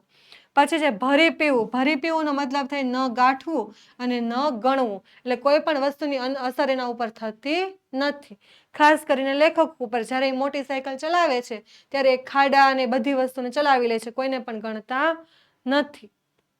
શબ્દ સમૂહ માટે એક શબ્દ, તો ખળું કરવાની જગ્યા, એને આપણે શું કહીએ છીએ? તો ખળાવાડ. પછી રોમાંચ પમાડે તેવું, આપણને એક અદ્ભુત આનંદ આપે તેવું, તો એને આપણે શું કહીએ છીએ? તો રોમાંચક. પછી જમીન ઉપર સૂવું તે, મેં તમને કીધું હતું કે વારે વારે ભૂમિશયન થઈ જાય, એનો મતલબ એવો છે કે સાયકલ ઉપરથી નીચે પડી જાય. તો જમીન ઉપર સૂવું તેને શું કહેવાય? ભૂમિશયન. એના પછી ગણનામાં ન લેવા જેવું એટલે કે ન ગણ્ય અથવા અવગણ્ય પણ તમે કહી શકો. ન ગણ્ય પણ થાય અને અવગણ્ય પણ થાય, કે જેને આપણે ગણતરીમાં લેતા નથી. ત્યાર પછી સમાન વય ધરાવતું, એટલે કે વય એટલે ઉંમર, મેં તમને પહેલા જ કીધું, તો એને કહેવાય સમવયસ્ક. ત્યાર પછી સાધારણ નહીં તેવું એટલે કે અસાધારણ. સાધારણ નહીં તેવું એટલે કે સામાન્ય, તમે મામૂલી ન ગણી શકો તેવું, એટલે એના માટે છે અસાધારણ. પછી છે ત્યારબાદ જેનું મૂલ્ય રૂપિયાના 16મા ભાગ જેવું છે એટલે કે આનું, એટલે મેં તમને કીધું હતું કે 1/16 આના બરાબર 1 રૂપિયો, એટલે રૂપિયાનો 16મો ભાગ જેને આપણે આનો કહીએ છીએ, પણ અત્યારે એ આપણા ચલણમાં આવતું નથી. હઠપૂર્વકનો આગ્રહ એટલે કે અહીંયા અઠાગ્રહ નહીં પણ હઠાગ્રહ આવશે. હું અહીંયા તમને સુધારી દઉં છું.